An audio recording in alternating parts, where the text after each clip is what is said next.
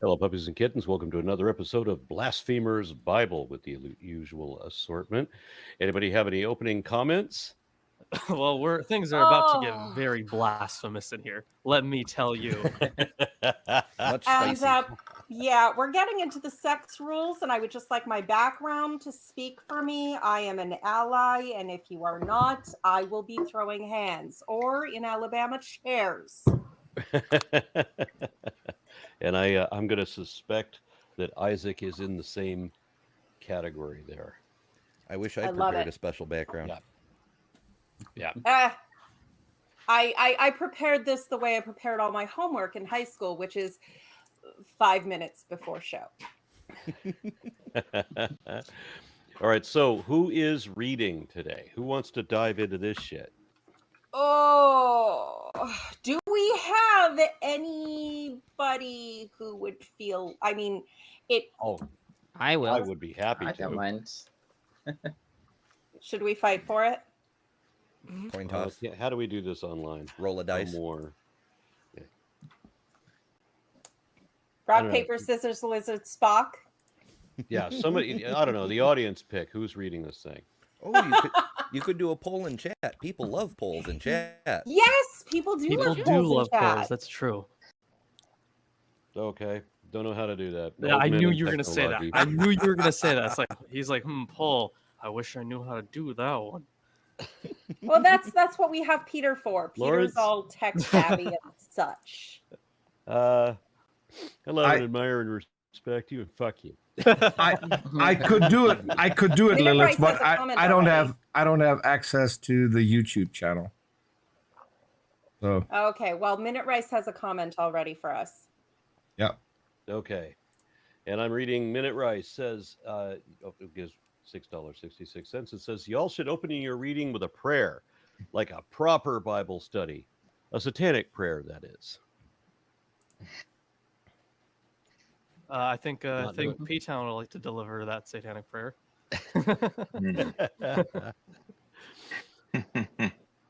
All right. Oh. So, Maybe Lilith should, because she wasn't here in the previous episode.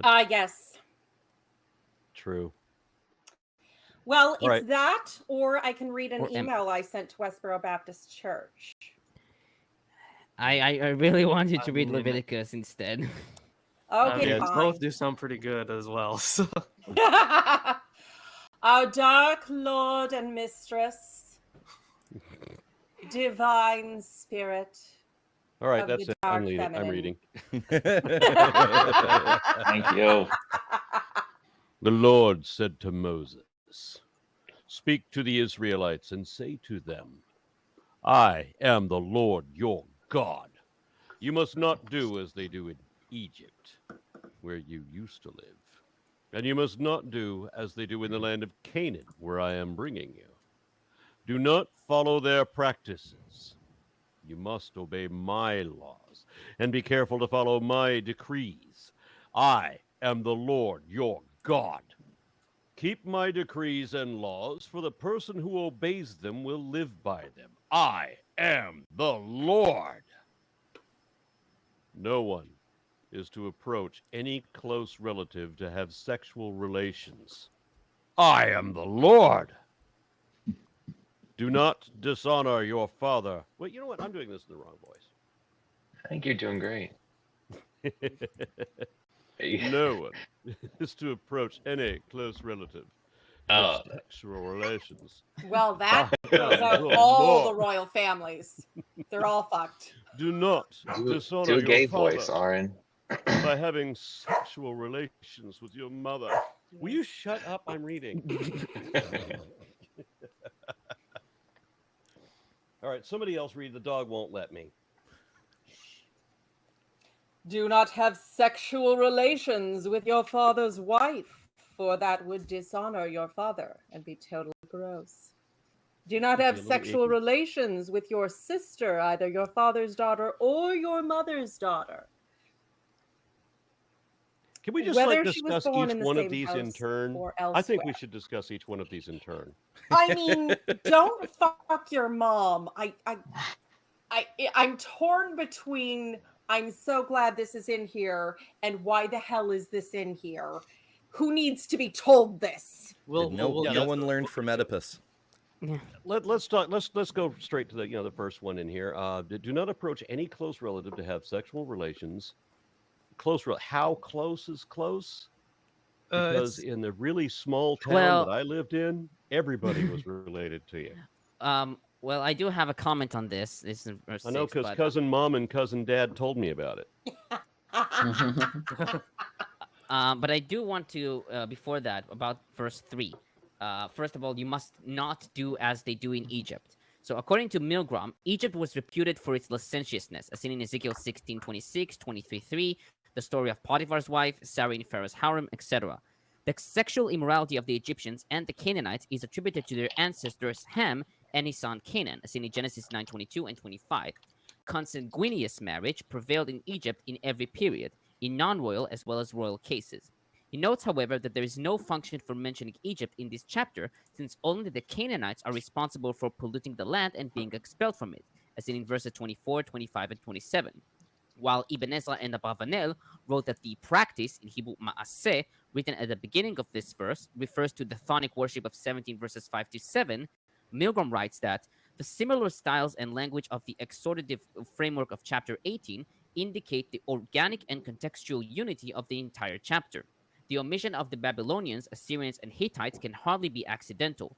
As suggested by Gringus, the evidence demonstrates that H must have been fully cognizant that these people, including the Canaanites, shared many taboos.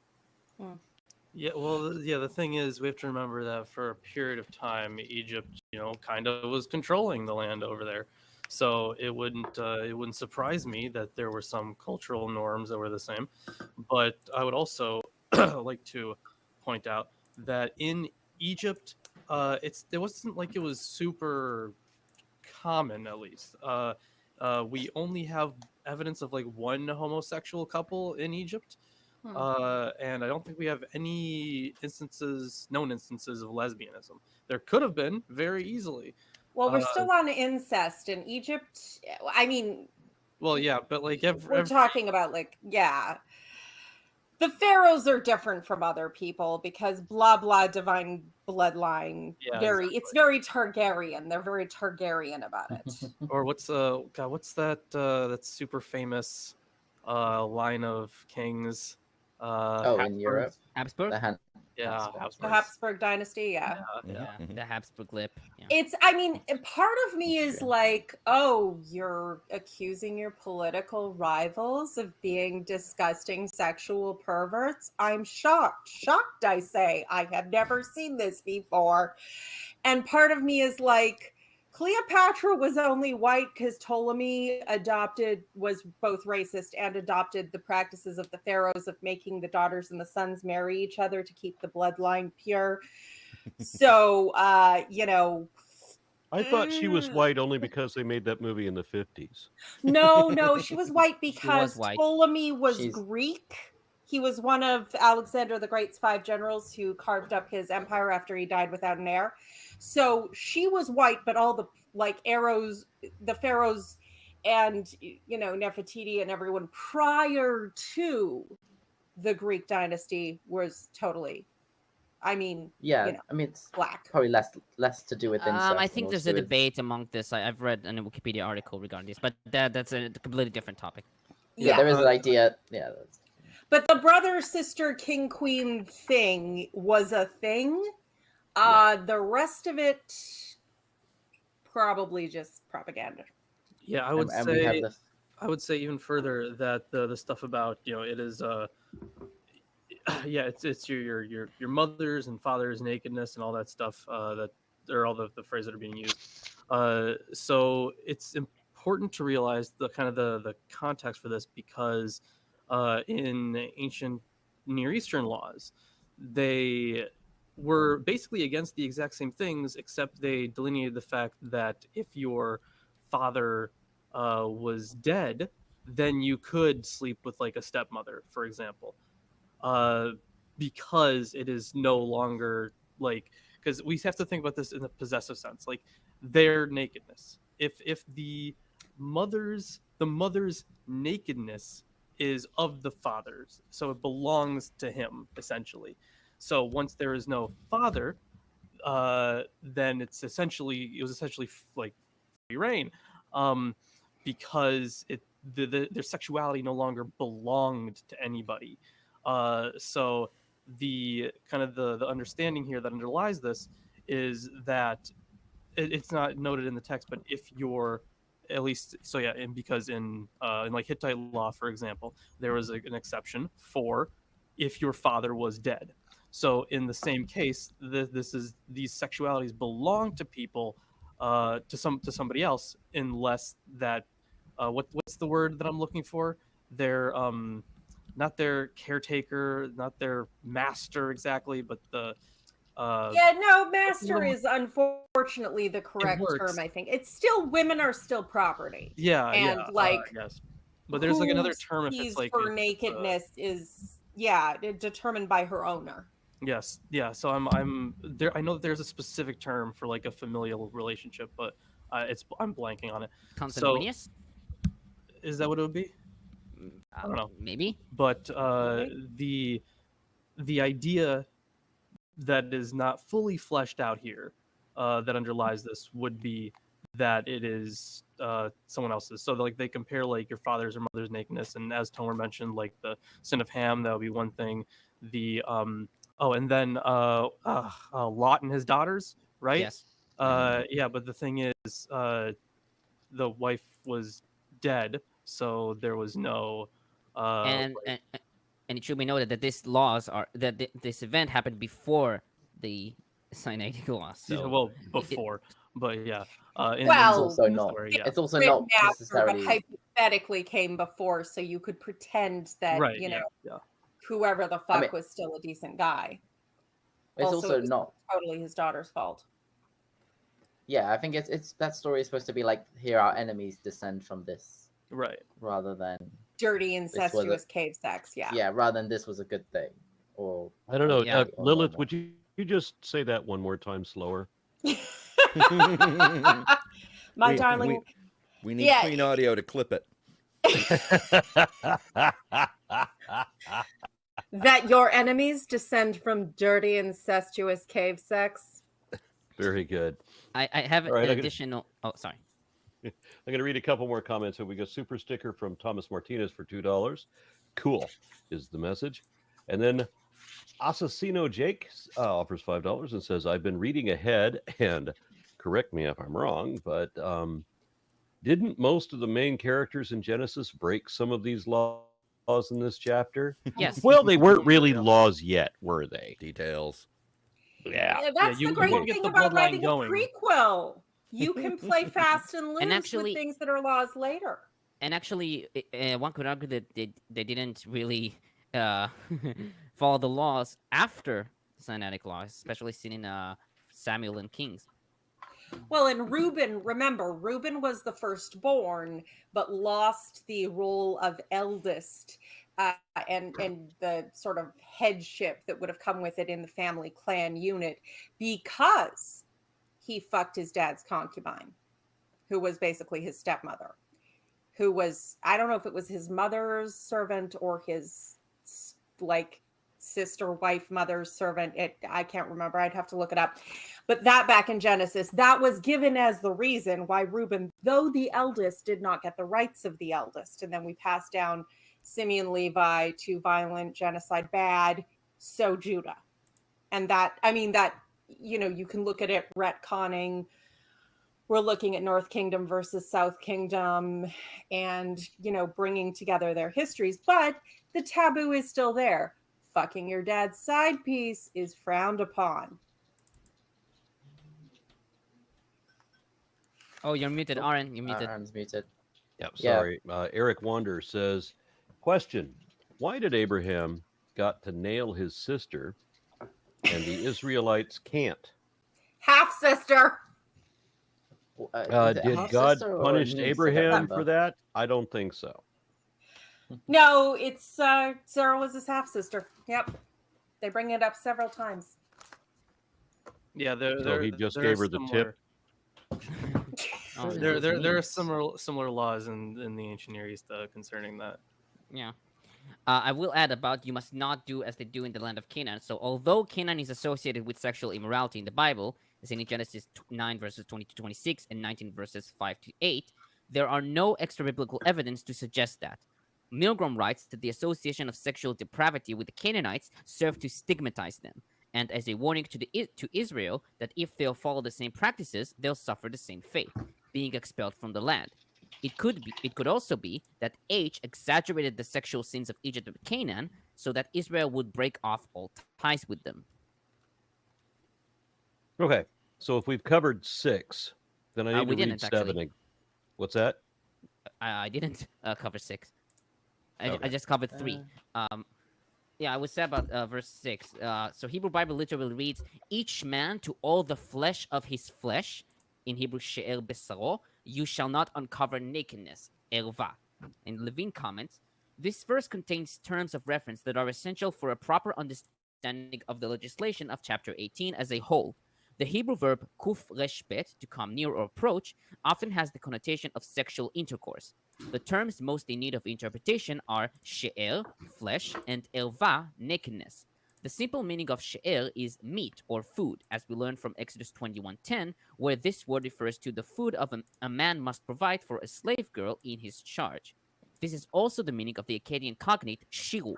Much in the way that basar, meat, approximates the sense of blood relative, so she'er is used to characterize consanguineal relatives within the family. This meaning is also conveyed by the Ugaritic cognate tar. The composite term she'er besaro, literally the flesh of his flesh, is a redundancy used for emphasis. The noun erva, nakedness, is a euphemism for sexuality that is related to the verb ein resh he, to uncover, and is cognate with the Akkadian adjective eru or erum, empty, bereft, naked. To uncover nakedness means to have sexual intercourse. Yes. Well, one would hope so, since most of us, have had to change near family members at a swimming pool or something. Yeah. Although that does make it sound like the commandment is really don't eat out your relatives, which... Yeah. So I want to go over each one of these rules one at a time, and I'm going to read number 7 again. Do not dishonor your father by having sexual relations with your mother. She is your mother. Do not have relations with her. Yeah, exactly. Once again, it is an attack on the spouse. Mm-hmm. Yeah. Even your own mother is only your father's wife, so that's the reason you shouldn't. No, she's your mother. No, I think it's saying it the other way around. Your father's wife, who is not your No, that's verse no, 7, that's the next verse. The next. Yeah. This one is Oh, right. specifically your biological mother. Yes. Which is the father's naked. ew. Right. What is wrong Yeah. with you people? I would No. also add that the do not dishonor your father. Hebrew ervat avicha, more accurate will be your father's nakedness. Seen in KJV and JPS. Nachmanides writes that this verse forbids sexual relations with one's natural mother. Levine writes that the letter vav in the beginning of ve'ervat imecha, the nakedness of your mother, defines what immediately preceded it. Therefore, he renders it the nakedness reserved for your father, belonging to your father. Gershon Galil notes that there's no special prohibition on having sex with the father, much like there's no special prohibition in verse 14 to uncover the nakedness of your father's brother. These prohibitions are derived from the general prohibition of having male-to-male intercourse in verse 22. Yeah, Well, there may be no the special thing is- prohibition against having sex with your father, but try that in a small town. the thing, Well, the they thing is, do. even with verse 22, Okay. there is kind of like a general more legalistic issue, but it's important to note how many ways this has been translated, because of to my understanding, the Hebrew could mean a variety of things. So like in the KJV, it has the nakedness of thy father, or the nakedness of thy mother. The ASV, the nakedness of thy father, even the nakedness of thy mother. The RSV, the nakedness of your father, which is the nakedness of your mother. The nakedness. That's also JPS. That is the nakedness of your mother. Let's see, the DBY, the nakedness of thy father and the nakedness of thy mother, and the BBE, you may not have sexual relations with your father or your mother. So it could be translated as like and or even, which is. Yeah, and it's like, basically based on a letter, the yeah, Vav letter. yeah. So it all this single letter makes the difference. Yeah, so like there have been some that have postulated that it could be like an equivalency sort of thing, to where like, oh, like the nakedness of your father or the nakedness of your mother should be treated as if it were the nakedness of your father or mother, respectively. So that has been an argument, but I think considering the legal backgrounds behind the area, I think it is more likely that instead we're talking about basically possession of sexuality. Yep. And of course, we're Okay, then always moving on property. to verse 8. Do not have sexual relations with your father's wife. That would dishonor your father. So no stepmother porn on Pornhub. How did you and I both go to the exact same place? For That is see that's the primary reason I don't support the Bible now. You dirty people. I actually found out recently from a person who works in the industry that the reason why there is so much stepfather, stepmother, stepson, stepdaughter porn is because legally you can't have just straight up incest. So they just do the step stuff to get around it. Well, there are people who have gotten around that. Matter of fact, the Mamas and the Papas, that was pop group that I think most people know about from the 60s. One of them, Mackenzie Phillips, ended up having a sexual relationship with her father when she was an adult, and they perpetuated this relationship for years, living together as lovers until she got pregnant and had to get a divorce, and that's when they decided that it would be a little icky if they had a kid, so they better break up. Wow, that was not where I saw this going. So what was I even going to say after you said that? I remember now. Yeah, I was just trying to say that a lot of sites now, if you upload something with father or mother or anything related to that, it always includes step. It automatically includes step before each of those. I'm curious how you know that. They would ban it. Oh, well, variety of reasons. It's for legal reasons, but it shows. Ladies and gentlemen of the jury, if at any point I leave the stream and turn off my camera momentarily, I assure you, I am getting more alcohol, and I am very justified in doing so. And I'm sure you've seen the stats of which states in America consume the most incest. Oh, the most conservative ones. Always the most conservative ones. Yeah. Guaranteed. I would like to note that Paran postulates that this prohibition did not exist in antiquity, as seen in the stories from the United Monarchy, where the son inherits his father's mistresses, Ishbosheth in 2 Samuel 3:7, Absalom in 16 verses 21 to 22, and Adoniah in 1 Kings 2 verse 22. Milgrom writes that this prohibition would follow from the experience that such incidents lead to disaster, as seen in the case of Reuben, Genesis 35:22 and 49:4, and Adoniah, 1 Kings 2 verses 13 to 25. Forgot about that one. It might be. Oh, we'd already covered this before. It might be that if once the father has died, there might have been less of a prohibition, but. Well, and in the case of Abinadab, was it Abinadab or Abishanad, the eldest living son of David who wanted to become king? Adoniah, Adoniah, I think. Adoniah. Yeah.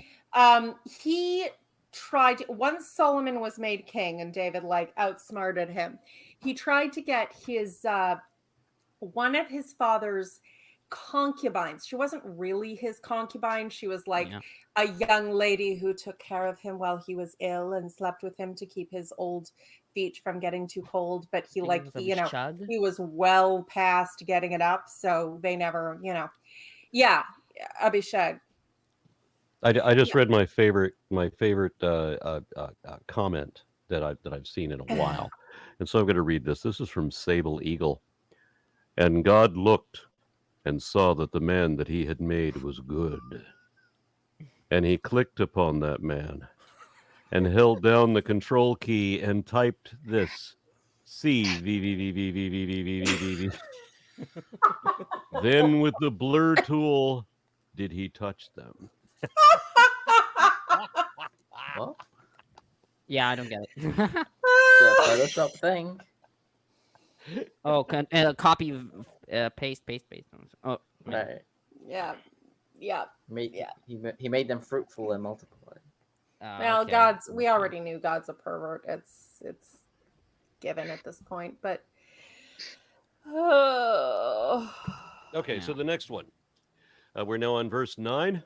Yes. Do not have sexual relations with your sister, either your father's daughter or your mother's daughter, whether she was born in the same home or elsewhere. Now, do most people get confused at this time period between your father's daughter and your mother's daughter? Mm-hmm. well, yeah, as you pointed out so many half-sibling. times, marriage was between one man and however many women he can afford to keep in his house. And in the case of merchants, they might have wives in several locations. That's why the Muslims are permitted to have 4 wives, one for each season as they travel around, particularly if they're merchants. So you could have a sister, the daughter of your father, but she's over in that other town that's like a month's trip away, and you still can't bang her dude. Not cool. Well, I have a comment here from Milgrom. He writes, alternatively, this can be rendered your sister, even a half-sister, thereby including a full sister among the prohibitions. The Torah acknowledges that marriages with half-sisters were permitted before Sinai, Genesis 20:12. They also occurred afterwards, Ezekiel 22:11. Brother-sister marriages were practiced among royalty in Egypt and Phoenicia. Half-sister marriages are attested in pre-Islamic Arabia as well.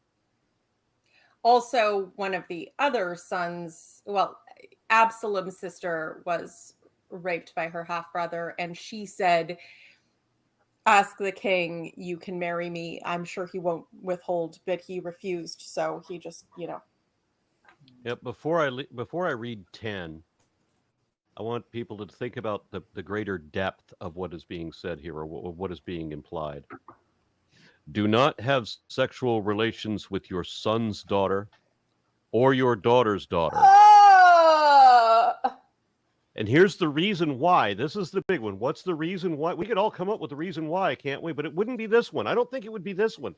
The reason the Bible gives for why you shouldn't do that is because that would dishonor you. Well, it's not really clear, actually.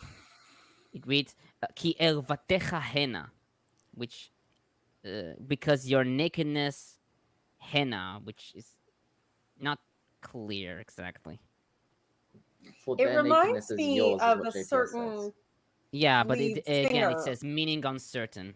Yeah. It It's reminds very me like of a certain lead singer of a certain band who was recently taken to the hospital because in prison for horrible things with children, his roommates beat him for 6 hours and then stabbed him repeatedly. The bad news is he lived. The good news is he'll be back so they can do it again. He actually told the first woman who reported him, he told her that he wanted to get her pregnant so he could abuse their child. Wow. I need to take your subtle hints and go Google who the hell this is. I would also add. Oh, sorry, Isaac. I would say that I imagine there's also probably commentary about why there is actually no explicit mention of the daughter or. I have this. So Paran comments, here the banning of relations between one's granddaughter, either from the son or the daughter, is given. Surprisingly, the prohibition on the daughter is not mentioned in the entire list, while there's a prohibition regarding a stepdaughter in verse 17, and here the granddaughters were also prohibited. It cannot be said that this was brought up because it's obvious, to the point that it shouldn't be repeated and mentioned, since the prohibition on uncovering the mother's nakedness seems obvious as well, and yet it is given at the top of the list. It could be, therefore, that the prohibition on the daughter was omitted, and that there is no satisfactory explanation for the omission. I think there is no satisfactory explanation. I think the daughter was considered her father's property, and thus, though some people might touch, there was nothing that could be legally done. Please don't tell Trump. Ugh. It's not like it would matter. He doesn't listen to anyone. I think it was omitted because it conflicts with other things that the Lord has declared. Like when he told Lot's daughters, since your mother is gone, it's now upon you to make sure your father's line carries on. So He because doesn't say that. there's No, He doesn't God say that never to them. explicitly told them. They The story think is that they they think it took themselves. initiative. Yeah, I feel Based sorry for those, Yeah. Lot's daughters, because when if they ever meet anybody later and they ask, so you have any sexual experience, they'll have to say a lot. Ah! That- You managed to bring the dad joke. Congratulations. Oh, and I also have an interesting comment by Milgrom about the for their nakedness is yours. He writes, the semantic awkwardness is resolved once it is realized that elva in construct with a male refers to the jurisdiction over the function of the named female's sexual organs. Thus, elvatecha hena means that the pater familias has jurisdiction of his granddaughter's sexual function until she is married. At that point, exclusive jurisdiction over the woman's sexual function passes to the male. Yep, controlling the sexuality. Husband. It just, you why would they have to put it that way? I mean, it's one thing to say that that she's your responsibility, or No. it's up to you to take care of her. But we're going No. to spell that a little bit more explicitly. Not only is she Property. your property to be bought and sold, and you could even sell her into sexual slavery, but you're completely in control of her vagina. Can you gentlemen understand why there is a part of me that wants to stab every man on the planet directly in the dick? But you can't say that out loud. and yet she And just yet did. I did. I said apart. I have met several of you in person and not followed through, and I love you dearly as individuals. But I'm just saying, this is history of so many cultures and the history of the scripture that I was taught I couldn't believe there was anything wrong with when I read it for the first time at 8. So do you understand that there's a part of me that wants Yes, to okay. stab? Yeah, just chill. We're going to move on to verse 11. Do not have sexual relations with the daughter of your father's wife, born to your father. She is your sister. Now, this implies, do not have sexual relations with the daughter of your father's wife, born to your father. Daughter of your father's wife born to somebody else? No, Maybe- if the thing is, if they're married, if they're together at the time, that'd be one thing. But like if there's a death or something, then as in Tomer's words, or not in Tomer's words, whichever scholar he cited, the jurisdiction of their Milgrom. sexuality would move somewhere else. Milgrom. Okay, so stepdaughters are totally kosher. Well, I have Levine's comment about this verse. This is an alternative way of formulating verse 9, namely, your father's daughter, a half-sister with whom one shares a common father but not the same mother. The overlapping of verses 9 and 11 has attracted critical attention since Talmudic times. In Yevamot 22b, Rabbi Yossi ben Yudah, noting the presence of the word wife in verse 11 and its absence in verse 9, concludes that verse 9 is speaking of a daughter born of one's father's mistress, not wife. Verse 11 would refer then to a legal half-sister. This is unlikely, however, because chapter 18 does not deal with the institution of concubinage. Hoffman understands verse 11 differently, as adding a prohibition to verse 9.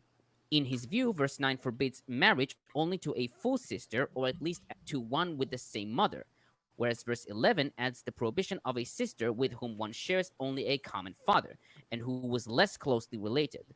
This, too, is a forced explanation that would require understanding verse 9 as your father's daughter or only your mother's daughter, which is not what the verse says. It is preferable to concede that there was some overlap or repetition in chapter 18 rather than to distort the simple sense of verse 9 in order to preserve a semblance of consistency within the chapter. Yeah, there are a few different ideas about this. So, for example, Porter doesn't see an overlap. He contends that verse 9 is concerned about a woman brought up in the family or in another home, and that the regulation applies to all such persons who are now living together in one unit. Unfortunately, as our desire is to see clarity and in language that with which we are familiar, full sister or half sister, Porter has not explained what born in the family or outside of it means.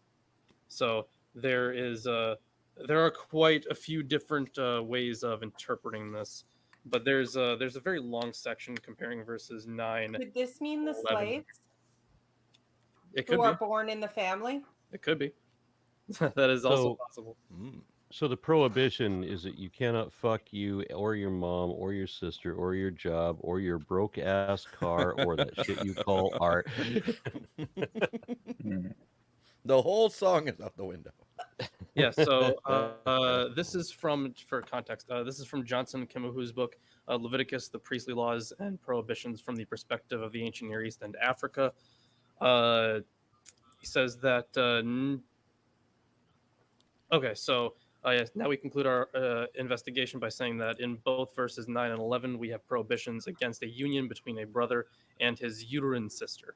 So, yeah, so from the same mother.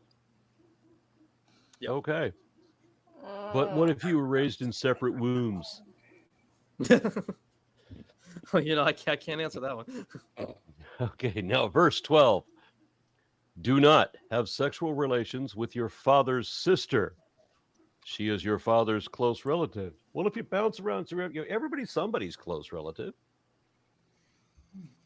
Yeah, that is yes, good observation. That does not mean you can bang your aunt. Oh, That's interesting. I also like. I really like Milgrom's comment here. How did Moses feel when he learned through this law that he was a bastard? He's like, ooh, better not tell God about that one.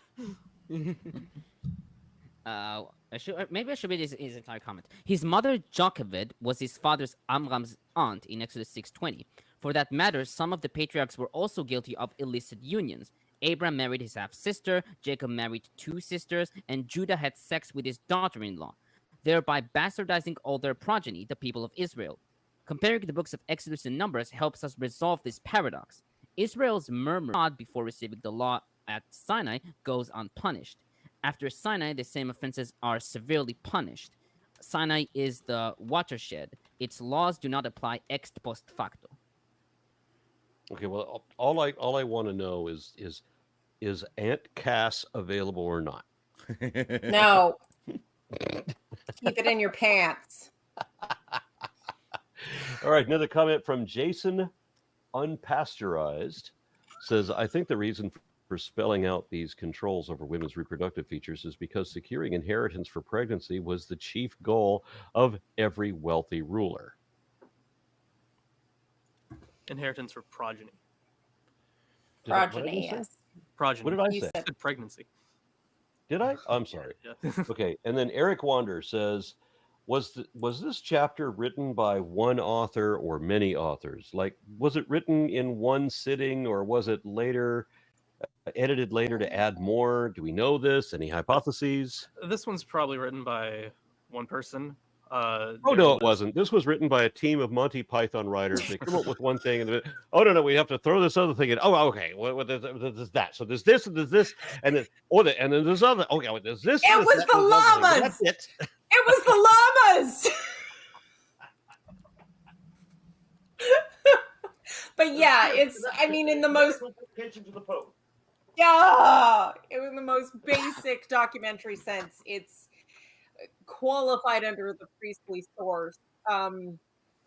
There's no nice, clean breakdown of anything. This very much, however, feels like it's put together by a committee, but probably finalized at least by under someone's authority, whether or not Yeah. they were, you like know. I guess like written in one go.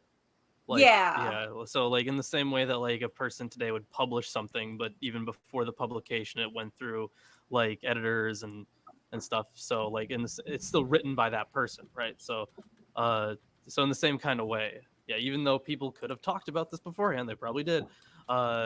This was written in one go in the same way. To be clear, Look.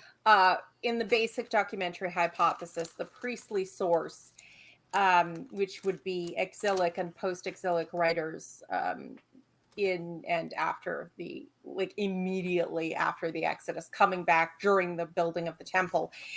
There's so many of them in Leviticus that most of my pages are just boxed off with the pink highlighter for priestly source. And this falls under that category. If there's any kind of interesting, ooh, a little over here, a little over there, maybe a little, E and J source, I totally highlighted that, but I was not going to waste all the ink on just blocks. And this verse 13 sounds like a duplicate of 12, but I'm going to read it anyway because I think it's a little different. Do not have sexual relations with your mother's sister, because she is your mother's close relative, which may sound equally relevant, but you got to remember that the mother's sisters probably already also had sex with the dad. It depends if he married both of them. I have Milgrom's comment. Oh. Yeah, go ahead. Don't worry about this. Yeah, Milgrom comments here. However, unions between uncles and nieces were permitted. For example, Nahor and Milcah, daughter of his brother Haran, in Genesis 11:29, and Othniel and Achsa, daughter of Caleb, brother of Kenaz, in Joshua 15:16 and Judges 1:13. Indeed, such marriages were considered meritorious by the rabbis in the Talmud Yevamot 62b, perhaps because the affection a man has for his sister will be extended to her daughter, as Rashi notes. Yeah, that's what it is. Your love for the niece is really just an extension of your love for the sister. That's what it is. And their regards. Yeah. But, I got to tell you, I predicted that, anybody could predict that, of course, the people who wrote these scriptures would absolutely authorize sexual relations between uncles and nieces. Well, marriages between uncles and nieces were repeatedly and emphatically forbidden at Qumran, as in the Damascus document 5:8 and Temple Scroll 66 verses 16 to 17, and by early Christians, Matthew 14:4 and Mark 6:18. Yeah. Mm-hmm. Oh my God! Is that a way the Christians were more ethical than the ancient Jews? I've never encountered that before. Well, you have the Qumrans as well. Well, yeah, I know, but no, the Christians specifically, because I've met many people or seen many, groups historically who have been more virtuous in their laws than the ancient Jews. I've just never observed it in Christianity, ever. Early Christianity was against polygamy, right? Depending, it was a little wishy-washy. Certain versions of it, certain interpretations of it. Yeah, but there was a developing thing within Judaism at the time as well. Yeah, and you were converting people who already might have 3 wives, depending on their circumstances. So you can't be like, hey, throw your wife and children out on the street. Well, you could. It wouldn't be the first time Christianity did that, but that's not a good mass sales pitch. And then verse 14, do not dishonor your father's brother by approaching his wife to have sexual relations. She is your aunt. And again, the justification that she is your aunt. Yeah. Go ahead. Yeah, so the Hebrew, it's dodatechahu. The Septuagint reads, for she is your relative, which according to Milgrom is highly inaccurate since she is the wife of the relative. He further notes that the Masoretic text does not read ki elvat dotechahi, for she is the nakedness of your paternal uncle, and writes that this omission is probably deliberate and reflects the all-powerful position of the paternal uncle in the family.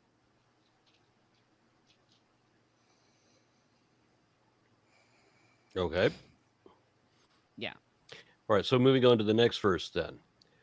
Okay, so where was the next verse? All right, so we have, do not have sexual relations with your daughter-in-law. She is your son's wife. Do not have relations with her. Oh God. She's not a relative. It's not a dishonor. She's not, Just don't do and it. like Like Your father, son's like wife. son. Right. I'm Yeah. just thinking of my former father-in-law, and no. No. But of course, I women don't have choices. We're just property. I have here the Hebrew is kalatecha from kala. According to Levine, while the word means daughter-in-law, much like its Akkadic cognate kalatu, the word could also denote bride, viewed from the perspective of the son's generation. This is like the masculine counterpart chatan, which means both son-in-law and bridegroom.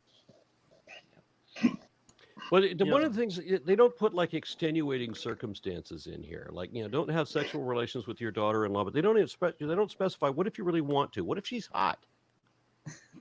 What if she dresses up like a prostitute and covers her face and hangs out at the watering hole and you don't recognize her just because, you couldn't possibly be expected to? All right, moving on to that episode of Friends where Ross tries to bang his cousin. There is a principle in Jewish law that says that to save a life, you can break any of the other laws, but there is an exception for three of them.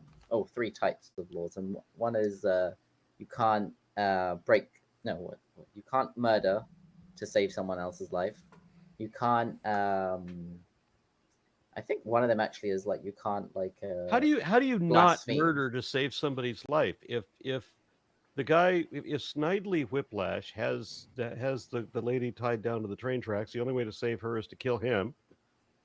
That's different. That's self-defense or Yeah, defense yeah. of the innocent. You're not If defending someone yourself; you're defending her. If someone Yeah, points but- a gun at someone points a gun at you and says kill this person, you're not allowed to. You're not allowed to like kill a skipping child to save your own life, an innocent, completely unrelated to the circumstance. Yeah, you're allowed to kill a what's called a rodef, which is like a pursuer, someone who's about to kill someone. You're allowed to kill. Okay. First. But All yeah, right, so now- you and the third. I think blasphemy might be one of the second categories. And then the third one is these sexual laws. So these are actually like you're not allowed to. If someone puts a gun to your head and says sleep with your daughter, well, maybe that's not on the list. but Actually, whatever. that's not on the list. Yeah, daughter-in-law. Then you should let yourself be killed rather than do that. Yeah, Okay. I have here by Milgrom. He writes the violation is labeled tebel and is punishable by death in 2012. Yeah, these are all punishable by death as well. All right, so They're moving on to- the highest level of crimes within the law. Yeah, Moving I to couldn't. verse six. Unfortunately, I couldn't find the citation, but it's definitely somewhere in here. The Hittite laws do explicitly mention that these are like of the highest depravity, and the crime is, or the punishment is death. And there's also a mention of the of like someone marrying basically like a whole bunch of women, both like a woman and then her sister and mother and all that stuff. So there's reference to that as well that I couldn't find, but it's in there. Milgrom notes that the union with a widowed daughter-in-law is permitted in the Middle Assyrian Law 33. Right, widowed. That's the thing. Widowed, yeah. There is a rule about not sleeping with a woman and her daughter somewhere in Does here. it say I just want to kind of like cut to the ending real quick here. Does it say anything in here about sleeping with your 9th grade health teacher to get an A? No, it does not. Actually, yes. Nope. It's in verse You're in the clear. 16.5. passage. Yeah. Yeah, it says it right here. Aaron is not allowed to fuck his 9th grade teacher. Wow, that's amazing. Yeah. What I said about prophecy. what I said about blasphemy being one of the terrible sins, I was wrong. It's not blasphemy. It's specifically idolatry. So if someone were to force you to convert to another religion and worship their religion or whatever, then you're supposed to give up your life. And actually, that did happen throughout history, where Jews were killed themselves rather than be forcibly converted. Happened quite a few times. All right, I'm moving on to verse 16. Do not have sexual relations with your brother's wife that would dishonor your brother. You notice it's never anything about dishonoring your brother's wife. That's never a problem. It's or your father's wife or any of that. It's just it's never about dishonoring the lady involved. Right, because Or a girl, since we're talking about grandchildren at one point in this thing. Right. But of course, yeah, that all goes back to the idea that their sexuality was under someone else's control. Okay. Then And- verse 17. Wait, I have a comment on 16. Opinions are varied as to whether this verse opposes levirate marriage, as in Deuteronomy 25, verses 5 to 9, which according to Milgrom was attested in Israel, seen in Genesis 39, Ruth 4, and Matthew 22, verses 23 to 33, as well as in the ancient Near East, as in the Middle Syrian laws 30 to 33 and Hittite 193. While some scholars, like Norman Snaith and Martin Noth, wrote that this verse does not contradict Deuteronomy 25, since it implies that the brother is still alive, Milgrom rejects this, since the parallel verse, 2021, uses the verb lakach, marry, and therefore she must have been single, either widowed or divorced. Instead, he writes that H wouldn't allow levirate marriage, since once the brother is married, his wife is considered a blood relative, quote-unquote, and his death is irrelevant. He also notes that Philo, in the Special Laws 327, omits this law from his discussion on incest rules, possibly because he couldn't reconcile it with Deuteronomy 25. All that matters to me is that we find some way that Aunt Cass becomes a loophole. I mean, Why isn't technically- Lilandra here? No, because she's tired of putting up your shit. You cannot turn us women against each other. technically, that and Aunt she has Cass COVID. Is Oh no! Ooh, that's rough.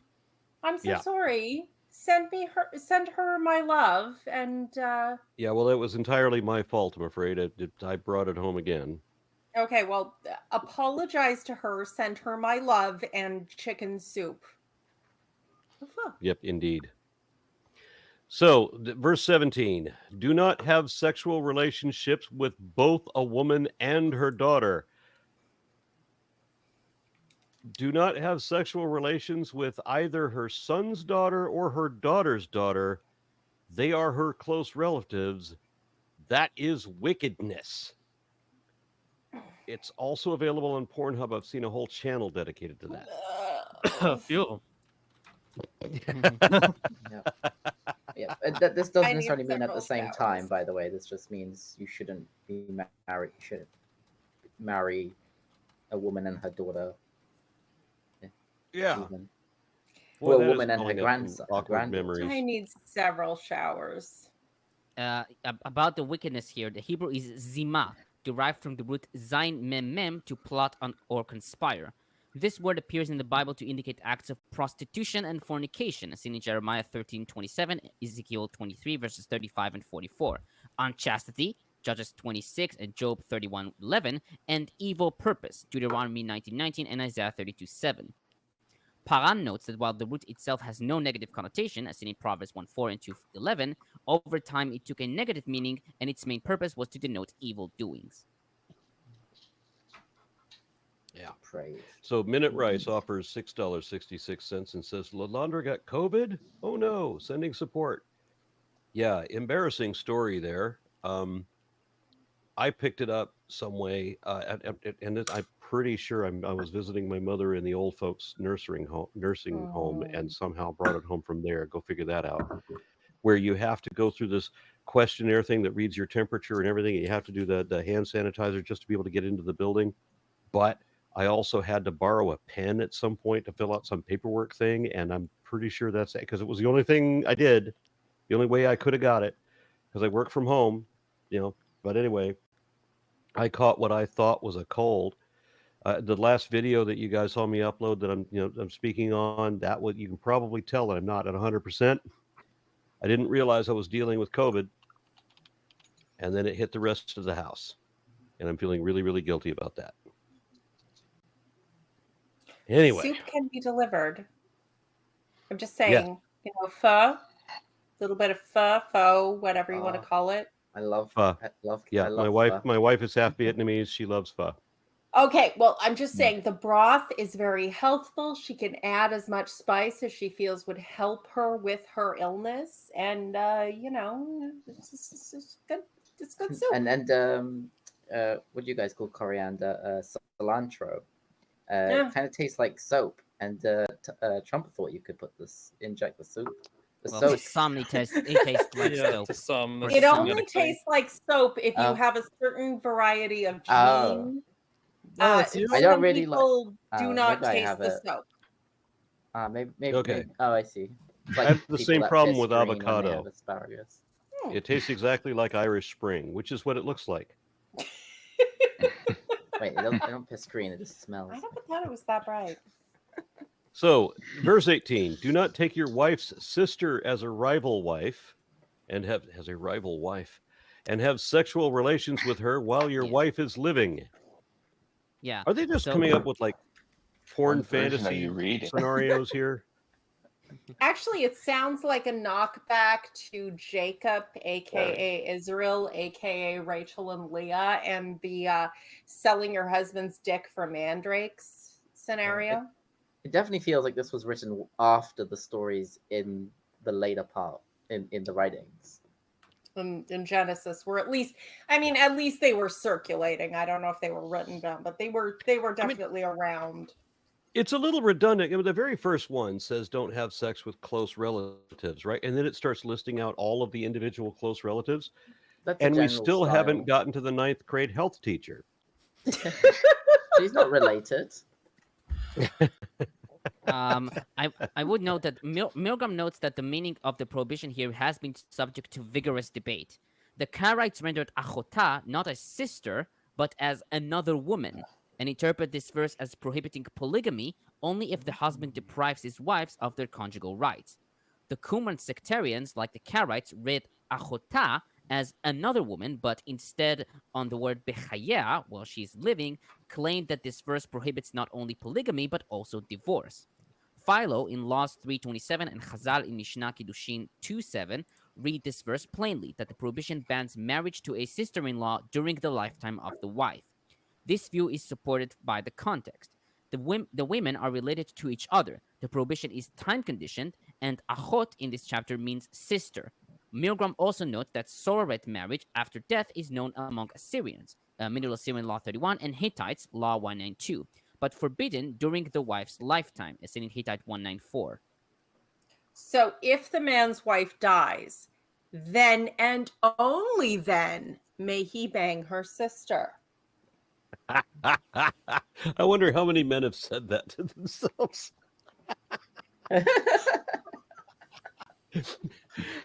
Verse 19, do not approach a woman to have sexual relations during the uncleanliness of her monthly period. In which case, I'm going to make another painful admission that I probably should not say. But I'm an old school biker from the 70s, and I earned my Red Wings. Oh, gosh. Darn. Eat hearty, my friend. How many times have you told these jokes? Though he is a father after all. That was not a dad joke. I mean, No, All- no, all that was not a All dad jokes joke. that derive from a dad are dad jokes. oh, It's plain as All it's a right. day. husband joke, maybe. Verse 20, do not have sexual relations with your neighbor's wife and defile yourself with her. Because it also says in the 10 Commandments, remember, it says do not covet that wife's neighbor's ass. Mm. Or the neighbor's wife's ass. Something like that, yes. Yeah, the Yes. neighbor's wife or the neighbor's ass. So you can stare at his ass, and that's verboten. But if you stare at her ass, it's transitive properties. You might be able to get away with it. Well, Yep. the Until Jesus actual- came along and messed even that up. Thought crime McGee. He's a real buzzkill.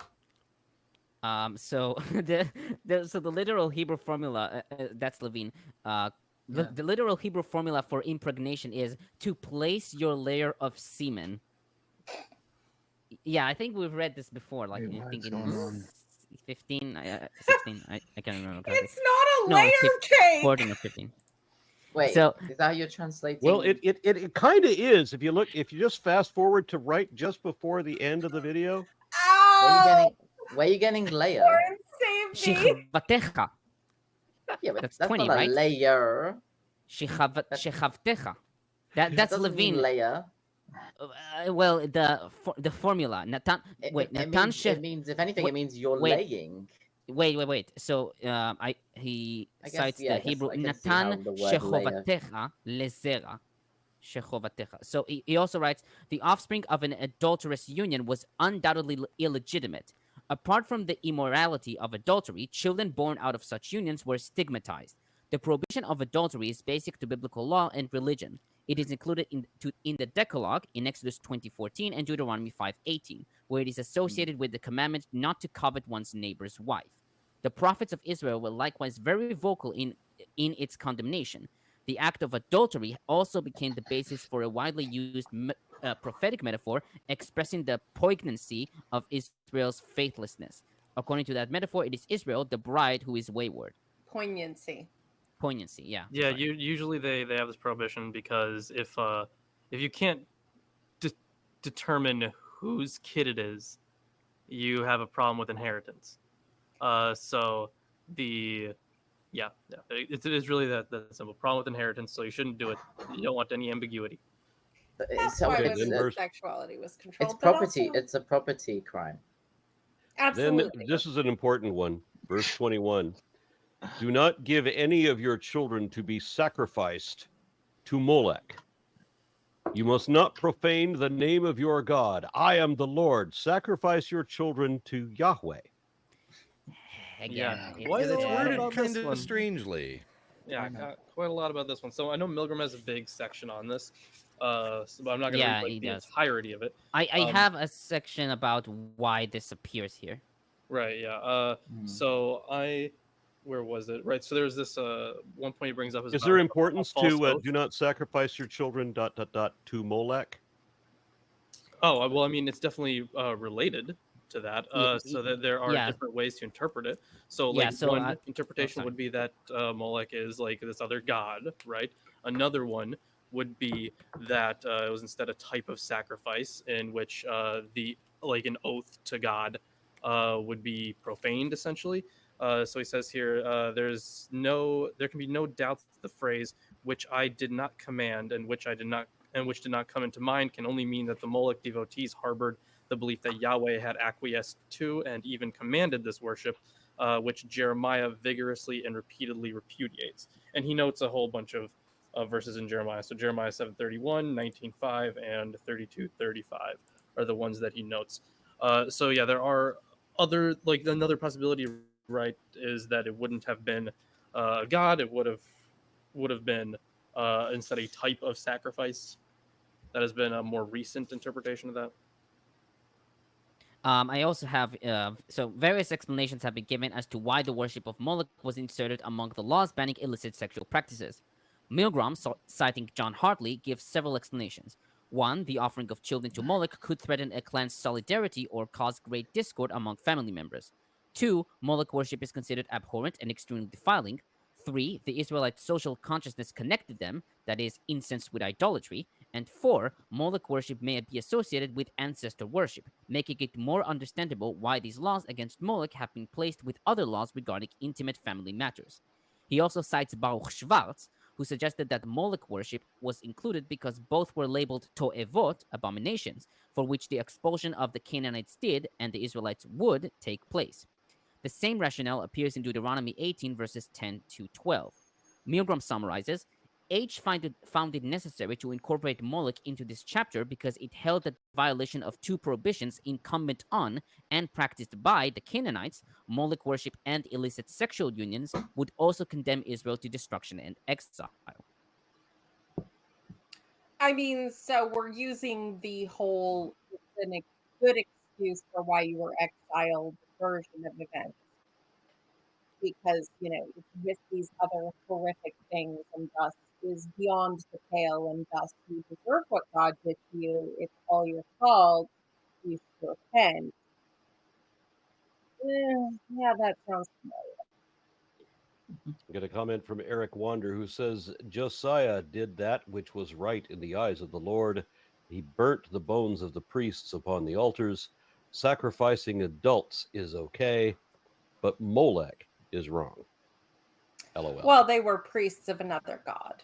Poor Josiah. There Of was. all Go Of ahead. all the characters in this atrocity of a book, I feel sorry for Josiah because he was a boy king who was controlled by a priest. And when we get into even Deuteronomy, we'll go over him quite a bit. But that poor child. I Yeah, don't and the know thing what is, he did did. everything right, but it just wasn't enough to make up for Hezekiah and Manasseh, right? Well, eventually, of course, he grew his own mind because he became an adult and not a 12-year-old. And then he started not quite doing everything that the priest told him to do that raised him. I mean, mostly, but not everything, just so, and that's enough. So, I poor think it was child. King. I recently posted about this on Facebook, but it was King Jehu, I believe. Jehu? Yeah, I Yeah. think so. So was it First Kings 10? I want to say. Sorry, Second Kings 10. Yeah, so he participated in Baal worship. Like actually, he went through with the sacrifice and everything, but it was all part of his grand plan to kill all the other priests, which he did. But the thing is, he only went through with that slaughter after he performed the sacrifice. But like, what's really weird to me is that no one talks about it. Like, I'm like, I don't know. I'm Yeah, the that's odd one one of out. the I'm few the only person stories. that remembers that this even happened sometimes. Like, he literally worshipped another god. Like, yes, it was in a ploy to kill these other worshipers, but He was still undercover. did it. Yeah, he was undercover, right? But the Yeah. thing is, he could have come out from undercover right before the sacrifice. Like, he was already in position. Nothing changed. Like, so it's to me, it's like, why is no one talking about this? Honestly, I can tell you from my own perspective, which obviously is not universal. I come from an evangelical perspective where they were committed to telling every fucking story in the Bible if they could take the sex out of it.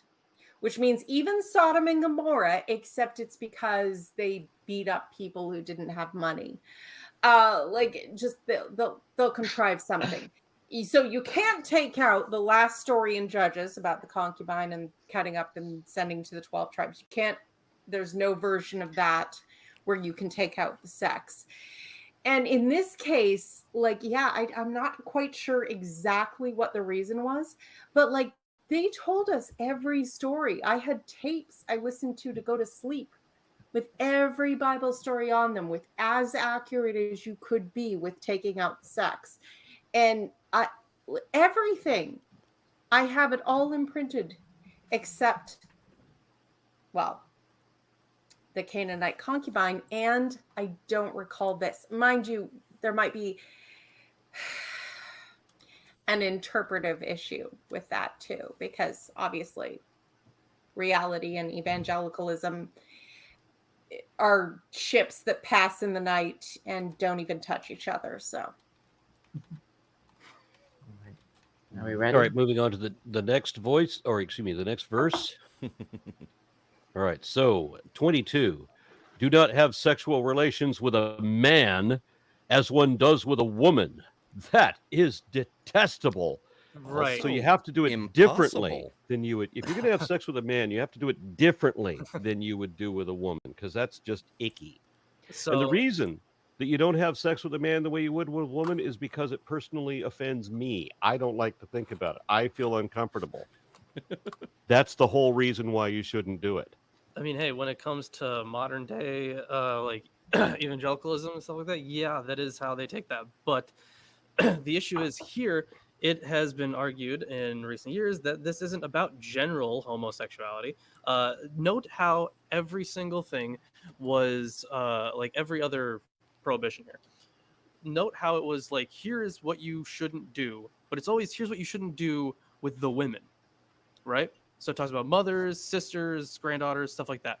But then this verse, it seems on the face of it in English that this is a general railing against homosexuality, and like it's in general a rule against homosexuality. but it isn't. The fact of the matter is, because the Hebrew is weird. Here, I'm pretty sure. I think it's supposed to be like lyings with the woman or something like that. Ishkav mishkaveza isha. Yeah, lie the lyings of a woman. Right. Yeah, it's also like, and it starts off and with a male, do not lie the lyings of a woman. Right. So it is or the lyings of a woman. The probable interpretation of this, what it meant to people in the ancient world, would have probably been these same incestuous relationships that you cannot have with these women. You also need to apply it to the men that it was applied to as well. So fathers, uncles, stuff like that. Which so explains why none of those relationships are mentioned, because they have that line later on saying, copy, paste, reverse the sexes. Exactly. Yeah. So modern interpretations that this is about gay people and how it's an abomination is missing the point of Leviticus 18 in general, because it's not a general prescription against homosexuality overall. It would be, I think, when Milgrom wrote his commentary, this was like just a budding idea. He even kind of like mentions it a little bit. Yes, he does. He does mention it. But he doesn't go super far in depth into it because it was this newer thing. So it would be weird to have a list of incestual relationships and then be like, oh yeah, also gay people are bad. It would be kind of weird.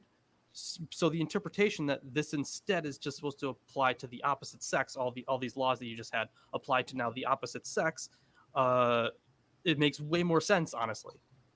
I don't know, Lawrence. I mean, I appreciate that new interpretation. And it's interesting. It's not new. I just, no. Why no? So, I want to hear the reasoning. Why no? I mean, isn't it obvious? I mean, no. And then why I asked. looking at others. If he had to ask, then it isn't obvious. It's interesting that, from what I understand, your view is that it's basically saying go and copy and paste and switch, also for all these other things, then, switch the gender and don't do it, just like, I get it, but isn't it just quite clear according to scripture that God doesn't want you to have a homosexual relationship? Is it no? Hold on. Not at all. Is it quite clear, or is it that you come with the presupposition that it condemns homosexuality and are now sticking with that interpretation? What's the difference depending on the position? It's only an inch and a half higher up. Oh my! Even according to the Talmud, it's only a prohibition if the crown enters. Well, I mean, it's quite clear if you go to the New Testament. It's nothing about relationships. It's about specifically the sex that you would have with a woman. Do not have that with a man. That's pretty much how it was interpreted from the beginning. Yeah, well, not from the beginning. We don't know. Yes, men don't typically have vaginas, so 90% of the time that's not even going to be an issue. It's interesting though, P-Town, because this is a very reasonable interpretation of this verse in the context. And this is very important because so often people are like, blah, blah, blah, the context. We have spent more than an hour going over all of these creepy incestuous laws, which, I'm glad it's forbidden, but also, and then having and also gender reverse clause at the end makes perfect sense. It's perfectly reasonable. And also all the others don't do any of that don't try and loophole just because genders are reversed. None of that shit. Perfectly reasonable clause to throw in under that in context.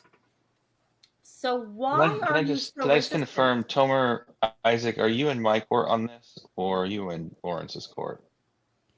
So, I actually want to give a bit of a personal anecdote here. So, when I was a teenager in Jewish yeshiva, and I was studying the law and all of this stuff, I had all of the books, and I was looking at things from a very, very religious perspective.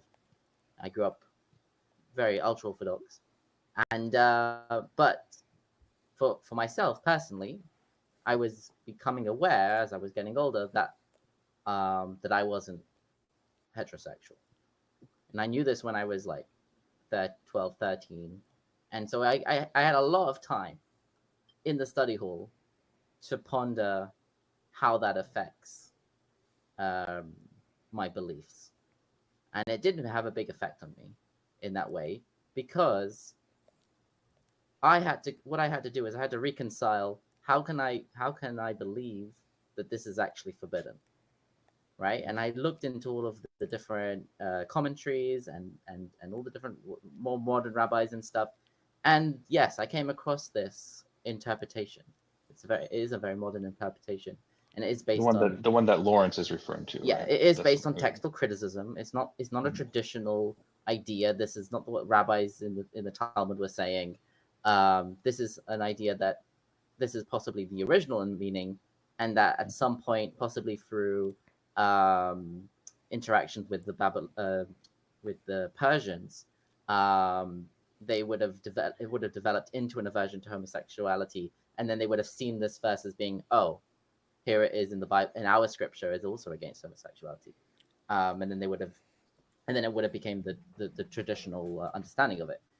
And I was like, this is very interesting, but I was living in a world where no, this is our tradition. We don't change it based on textual criticism. That's not a thing. I was living in a community that believed that the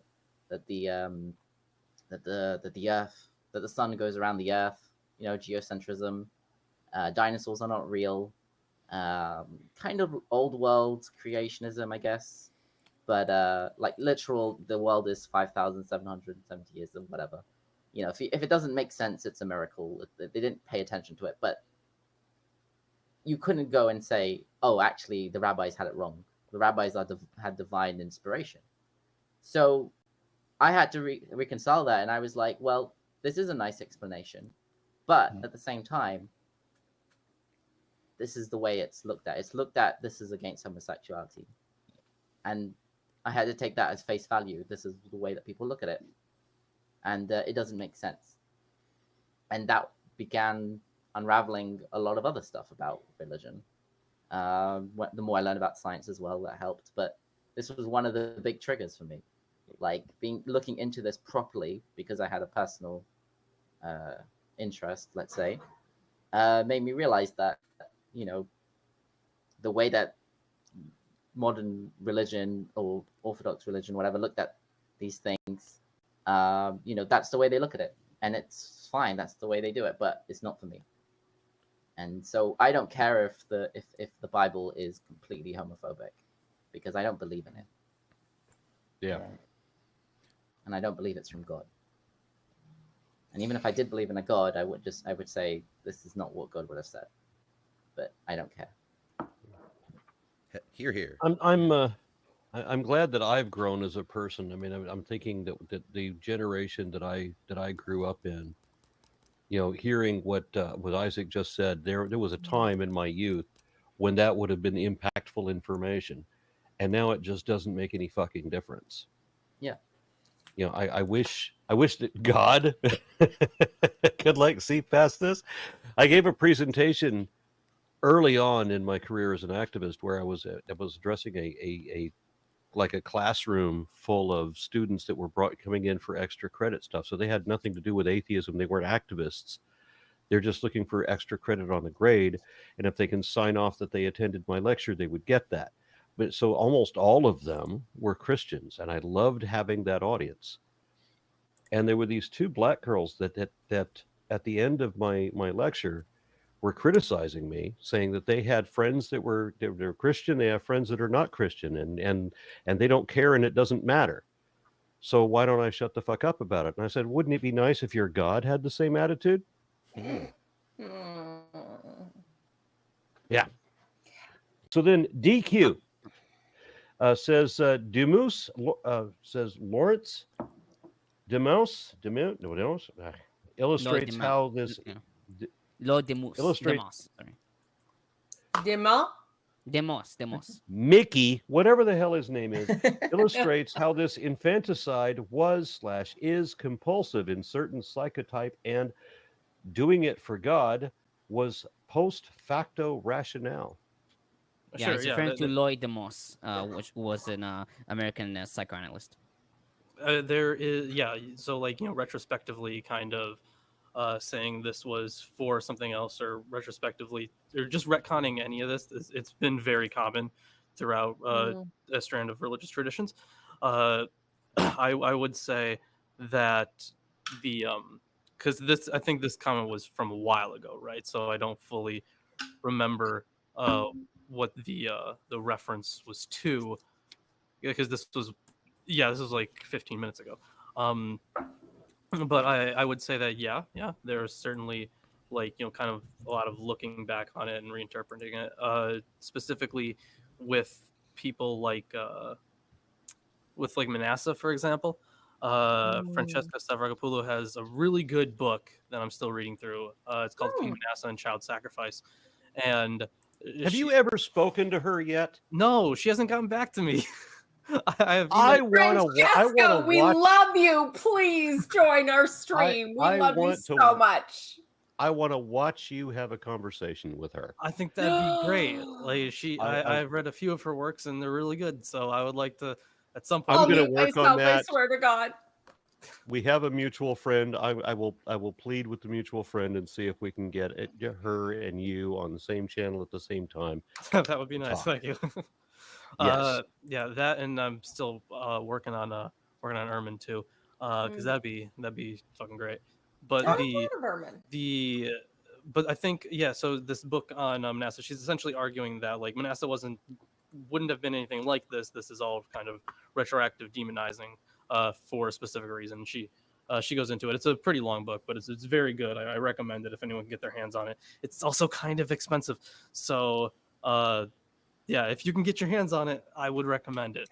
If Francesca ever watches this, I absolutely volunteer to do the audiobook for, like, very minimal fees. I don't know, whatever standard is, I'll undercut it by half. I'm just saying I can. On another note, the BBC has just made the documentary trilogy that Professor Francesca did, called The Bible's Buried Secrets, available in the US and Canada.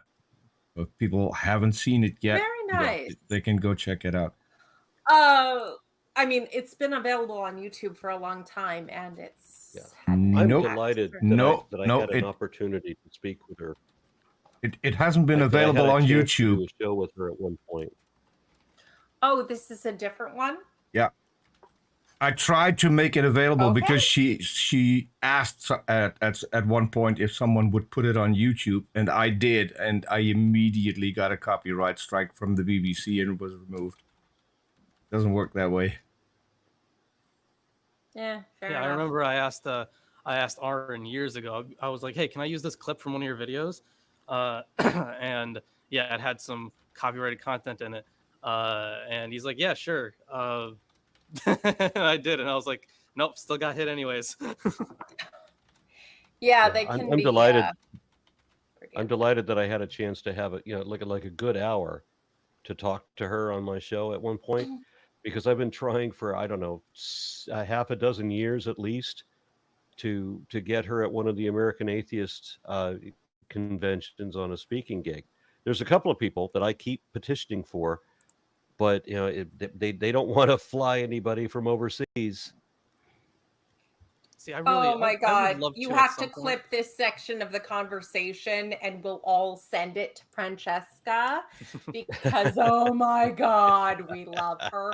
We love you. We love you so much and respect you so much. And just please, please, please, please, please, pretty please with sugar on top. Yeah. And also feminism. Another great book by her that is far more recent. God and Anatomy is really good. Talking about, like, the body of God and stuff like that, the anthropomorphism in the Bible. Really good stuff. But at some point, like, I would like to be influential enough to where people would invite me to those kind of speaking gigs, because I think I do really well. But alas, it's only been the local atheist communities that have wanted that, which is fine. They just don't come around much. Well, this is a sounding board, sir. I mean, this is the beginning of your career. Absolutely. Let's hope. And remember, the last 3 years have been a bit Mother Nature told us all to go to our rooms. So speaking gigs have just declined. So you got to just catch the updraft. Yeah, I mean, I'm coming back online slowly, but I mean, there was a 10-year period. I kid you not, 10 years, where I was at a different conference, convention, or rally every single month at a minimum. There was sometimes when I would have 30 or 40 flights somewhere in any one given year. But then COVID hit, and when COVID hit, my schedule was so fucking busy. I'm like, there's no way. There's no way I can either pass my classes or stay alive for lack of sleep. It was getting too damn busy. And things are coming back on. And you will ascend, sir. Don't worry about that.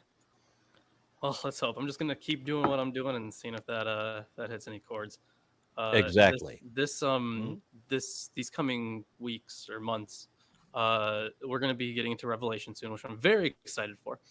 And I am pitch your show tomorrow. It's tomorrow, yes? No, it's not. It's on. It's wait, Friday. this is not Saturday. What am I thinking? It's on Friday and Sunday. Friday and Sundays. I forget what day it is all the time too. For guests so far, I am having the opportunity to have my religious studies professor, Dr. Williams, come on. He is he's a Baptist pastor, but he is very adamant about the scholarship, and he's always very clear about he is not going to put his own faith in the classrooms. In the classroom, it's only scholarship. So he takes all that out. He makes it very explicit. So I have a lot of respect for that guy. And very excited to have him on the show in the upcoming weeks. I appreciate that integrity. That sounds delightful. It's, I wish it wasn't so hard to find integrity among Christians, but when I find it, I deeply cherish it. At least. Well, there's going to be a time. There's going to be a time when I'm going to brag that I knew Lorence, and Lorence will deny me to all of his scholarship friends. Until the cock crows. Even though there's video evidence. Right, yeah. So in the book that I'm writing, I do kind of talk about my story, right, and how I became an atheist and all that. And I mention you are, and I'm like, and in parentheses, I'm like, who I'm very proud to call a friend now. So that'll be in there, immortalized. Okay, can we go back to this book? So much. Is that all right? The next verse. What is the next verse? You know what I'm going to say here, right? But I gotta hear it. I gotta hear it before I have the T-shirt printed up. I haven't finished my commentary. I actually haven't started it because you were all listening to Isaac's tearjerker, which I don't have. I can only say that my sister is bisexual and she's engaged to her girlfriend. That's it. I lived in a fairly secular / traditional house, so there wasn't all that religious things that you all experienced here. Send her our blessings. I missed my moment to interject this without awkwardness, but I am very proud of the fact that I changed my opinion on homosexuality before I lost my religion.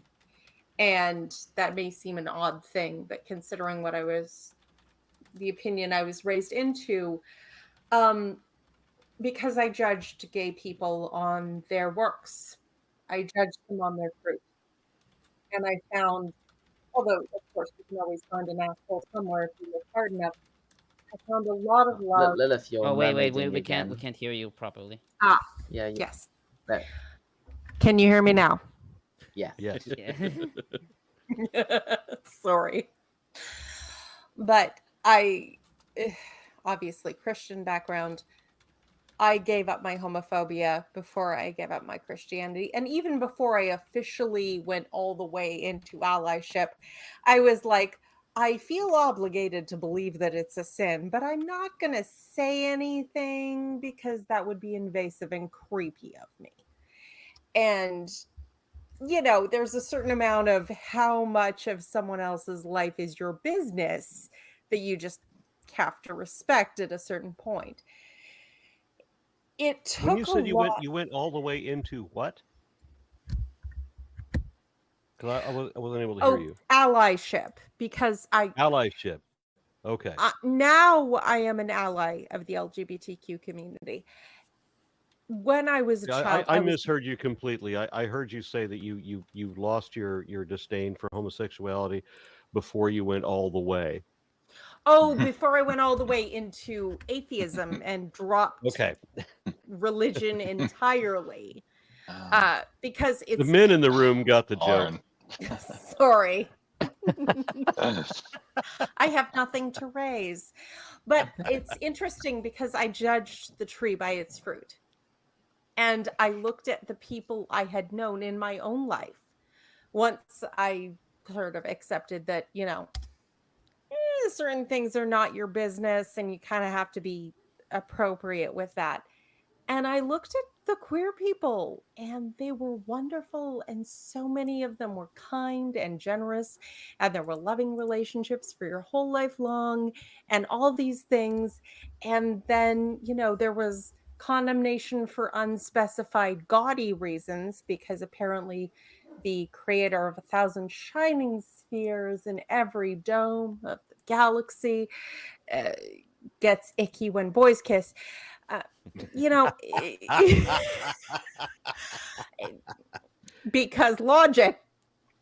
Yeah. But Girl on girl is a lot easier to sell. exactly. Well, technically in the Bible, there is nothing about girl on girl. So my lesbians, power to you. Power. Also true. But it was a really difficult thing for me because I was programmed from a very young age to think that there was something wrong with that. And it never made sense to me, but that sense of obligation and fear and training from my first conscious thought to like put it in that line and that trench was there. And I'm sorry to any member of the LGBTQIA community that I have ever said anything to under the influence of Christianity. I am so sorry. I love you, and I'm not going to affirm recount you. it. Yeah, I'm not going to recount it right now, but I have a similar story. Fair enough. Okay. I'll read my comment here. So according to Levine, Thomas, okay. before you start, the chat wants to know how hot is it? No. Oh, Okay. yes. According to Levine, No, they want to know. I don't care. We're not going into this. Jimmy's not even here and he's causing trouble. I forgot. I was being It's sincere. night. It's 2 a.m. for 2:30 I do a.m. that for me. too. I do that too, Isaac. Okay. Tsunami was So- like, I want to ask him how if it's hot, and I was like, I'll ask him. Don't worry. And sorry. Okay. So Go for according to Levine, homosexuality was associated with the ancient Canaanites, as seen in the story of Sodom in Genesis 19 and the concubine at Gibeah in Judges 19. He notes that while Gibeah was an Israelite town, the story implies that its residents had descended to the abominable ways of the surrounding Canaanites. He also writes, both of these accounts place the phenomenon of male homosexuality in a particular context, xenophobia. This extreme fear of strangers induces a community to attack visitors. In both of the stories cited here, the form of attack was homosexual assault. It is also thought that the pagan priests called Kedeshim regularly engaged in homosexual acts, as seen in 1 Kings 14:24 and Job 38:14. The term mechir kelev, the pay of a dog, mentioned in Deuteronomy 23 verses 18 to 19, refers to the wages of a male prostitute, who usually serviced men, not women, in ancient societies. Male homosexuality is called to'eva, abhorrence or abomination, a term that occurs frequently in the abominations of Deuteronomy. It occurs no fewer than 4 times in this concluding section of our chapter. In Genesis 46:34 and Exodus 8:22, it serves to characterize what Egyptians considered abhorrent, principally pastoral pursuits. There has been considerable speculation as to why lesbianism is not explicitly forbidden in the Torah. In due course, rabbinic interpretation added this prohibition as well. Yeah, but the punishment is like lashes or something. Yeah. I still that kind of thing. I still have a question for P-Town. So P-Town, Aren't we all? you disagreed with Lawrence's explanation of that last verse. Do you think the Bible is better if that verse talks about homosexuality instead of switching the sexes on all the incest commandments that we went through so far?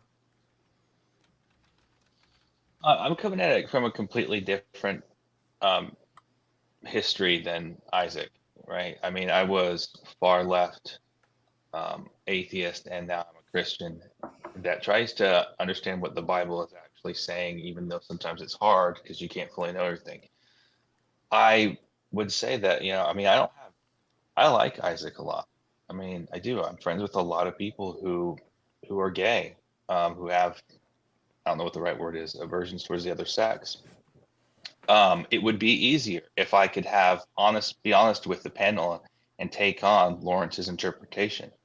I think the movement that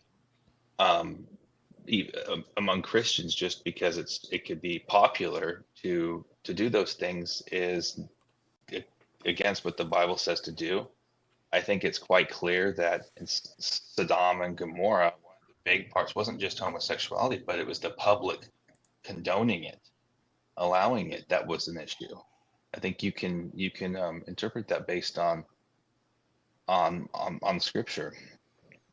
Or we've got a small town that was devastated by a local calamity, like I think the fire and brimstone from the sky. So we're talking about something volcanic again. And so afterward, Or they make up this maybe- bullshit excuse as to why this happened to them. Well, they must have been. And then they come up with a bullshit excuse as to why that happened. Maybe, just maybe, gang rape is not the same thing as sexuality. Yeah, like the only Sodom and thing, Gomorrah wasn't interpreted to have anything to do with No, and homosexuality even until much later. even in the New It was Testament, always about hospitality. yes, even like- in the New Right, Testament, it because says treating strangers very well is a very important thing, and they obviously did not treat the strangers very well. yes, When I was a gang child, I was brought up- raping your visitors Yeah. is bad. Yeah. Like And it's not. It doesn't make it worse because they refuse to rape the daughters instead. That's not where it comes up. It's like, oh no, they refuse Yeah. to rape the daughters. How that's terrible. Don't rape my house guests. Let me feed you my children. Mm-hmm. I grew up with stories about the Sodomites. They would when they would have a guest, they would treat them nicely first, but then they would give them a bed that didn't fit them. So if they were tall, they would give them a short bed and then cut off their feet. And if they were short, they would give them a long bed and then stretch them to fit the bed.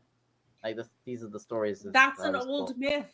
That's an old myth that has existed in so many different Yeah. cultures of I'm the sure. monster or the giant or whatever else who gives you a bed that doesn't fit and either cuts off your head or stretches you Oh, out yeah. like on a rack.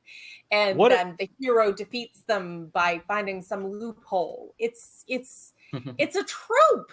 It's an Yeah. ancient Oh yeah, I'm trope. sure it was. I mean, British I'm- people love to steal. I'm going like, to ideas from pull other a places and make them Tomer their own. on this one 100%. because I don't think P-Town ever came close to answering my question. When is he ever? Well, I mean, What did I miss? so what do you think is a You were better? What I missed? notorious for My- not answering questions. Yeah, I can Direct question. I can dumb it down a little. Do you think it's a better Bible if it condemns male-on-male sex, or if it condemns incestuous sex with boys? I think that the Bible is clear that is a bad thing, No, and Which? so I don't. Which It's is not a my bad position thing. to say, do I think it's better? I don't like the fact that Which there's. one? Which one? Is it the It's not very incest clear. that's So bad, I even if understand. it's with other men, or is it male Oh, on male? it's clear. It's clear. We're going to get to that when we get to the last verse in this, because I understand that P-Town's position is like, I would like to understand what the Bible authors meant. That is clear. I am completely agreeing with you there on that one, P-Town. However, that wasn't his question. And I'm going to be honest, in context, it seems very reasonable. Very Yeah, but that Lilith, that wasn't my question. That wasn't my question. My question I know, is, but I'm saying in context, it's very reasonable to say. I know, this but also my applies to the question males was under all these. specific. What would P-Town think would make a better Bible? With the explanation that Lawrence gave, or the one that he's holding to now, which would allow incestuous sex with little boys? Yes. Do tell us. I don't know about the little boys thing, but it's not my position to say what would make Do the you Bible know about better. the incestuous But part? I'll say it's my position that I would like to see Isaac become a Christian, and I would like to see God find a beautiful woman, and then for him to marry her and have a wonderful sexually active life with lots of kids, because I love That Isaac. was Isaac the never How worst. said he offensive was is that? gay. I'm just gonna say it. I know that's offensive. I'm sorry, but I would No, love for that to happen. no. Because it's I not don't about being believe- offensive. It's I about don't being believe offensive. that. You said the worst thing you could have said as a religious person. Your You're assumptions saying- are showing. You're saying that because you believe this interpretation of the Bible says that homosexuality is bad, that you believe, because that's what you believe the Bible says, and you believe the Bible is from God, you believe that God thinks that homosexual people are just like in a state of sin, and if they were to do some sort of what's the word, retribution, no, that's the right word, if they were to come back to God, they would become heterosexual, right? You're saying that if a gay person became Christian, they would become heterosexual. Is that what you're saying? I think it's more complicated than that. I think that we're all sinners, and we all have different aversions to different Yeah, I just sins.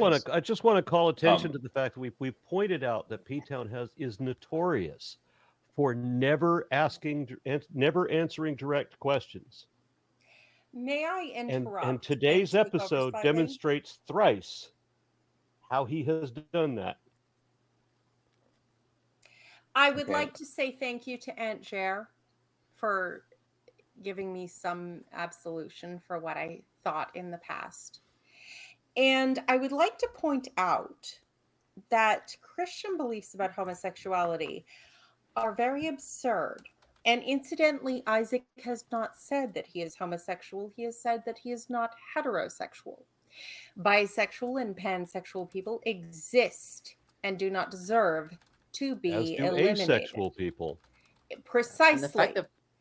And also, there is a like kind of theory or hypothesis that a lot of religious people who think that being gay is a choice, and I will say it, I didn't choose to be gay, as I am a gay man.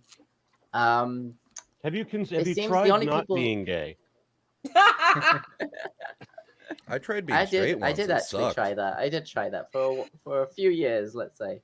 Now, the only people that seem to think that you can choose to be gay seems to be people that might not be completely 100% heterosexual. That is a working hypothesis at the moment. Yeah, but it's well supported by the evidence. And I would like to say, Isaac, if you ever find a cure for heterosexuality, please let me know by any means necessary. I am very happy because I have the curse of being a heterosexual woman. And I just collectively, if you look at groups where one could possibly find a romantic partner, heterosexual men are not the top of that list. Okay, individuals. I find the curse of the Excellent. black pearl to be. I would take the curse of the black pearl if it would make me bisexual. I I would take it. I would take As it in, as in the moment. movie, with the Yeah. whatever their names are. Well, then it would be That's, necrophilia. That's the closest thing to making everyone bisexual. I've I been mean, thinking for the fair last enough. 15 minutes that we're going to have to extend this because we've only got a handful Yeah. of verses left, and it's clear we're not.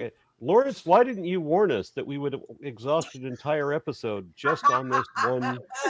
He did, did. actually. He He did. did. Yeah. He did. If I Yeah. could only recall. And chapter 19 is also quite dense. I would warn. I Okay. would like I really to hope point let's that out. we Tom, Well, I finish, think- finish off. Okay. Verse 23. I don't have a lot to say We about haven't this. I read wanna- verse We haven't done 23 yet. 23. Yeah, sure. Yeah, Have Okay. we Oh, do yeah, not yeah, have verse sexual 22. relations Confused with an me, sorry. animal. Hold on. Do not have sexual relations with an animal and defile yourself with it. A woman must Don't not fuck a present sheep. herself. What? She said don't fuck a sheep. A woman must not present herself to an animal to have sexual relations with it. That is a perversion. So, here we have a prohibition about the animals women cannot have sex with. But it only says. Well, I think that you had in it only Exodus. says we- Oh my domesticated God, animals. we're people for 5 seconds! Yay! It only, Well, it I only think- says land animals. It doesn't say anything about fish. Yeah, it says behemoth. yeah. Yeah, no, I'm Um, making a joke. I'm No, sure no it, in this case it differentiation means between living clean and animals. unclean animals here. But it does say not to make yourself unclean through them. Interestingly, Ember bringing up even as a joke brought up a good point. I think in some ancient Near Eastern laws, it was only the animals that were set for sacrifice that you couldn't fuck. So Well, if you recall, in Exodus, I think 2021, the hate laws, actually, Yeah. there were some animals that you could have incest with in the Including the Hittite wolves. laws. So, yeah, yeah. and you have the Well, you Indo-Goritic can't myths have as well. I cattle mentioned this because they're- previously. You can't have cattle because there's a specific prohibition against boned rump. You know what, gentlemen? Go ahead and fuck a cougar. I goddamn dare you. I did. Oh, you meant the actual cat. I did. Oh God, that reminds me of why my mother knows what a furry is. Oh boy. No, Okay, I think Leviticus we're 23. She watches TV and watched 1,000 Ways to Die. And in 1,000 Ways to Die, Fun ways there to was a die. selection of furries who went into the woods and took hallucinogens, and one of them decided to become intimate with a bear furry who wasn't actually a furry. He was just a bear who was like, what the fuck are these people doing in my neighborhood? What's going on? And who took appropriate action against someone who had non-consensual sexual urges towards them.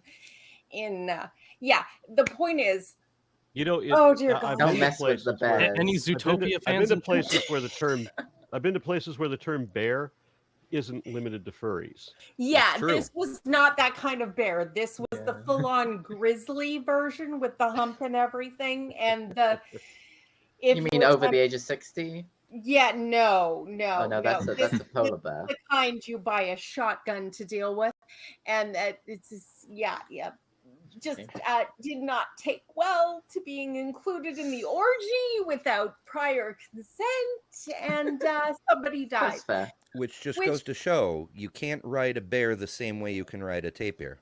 And Okay.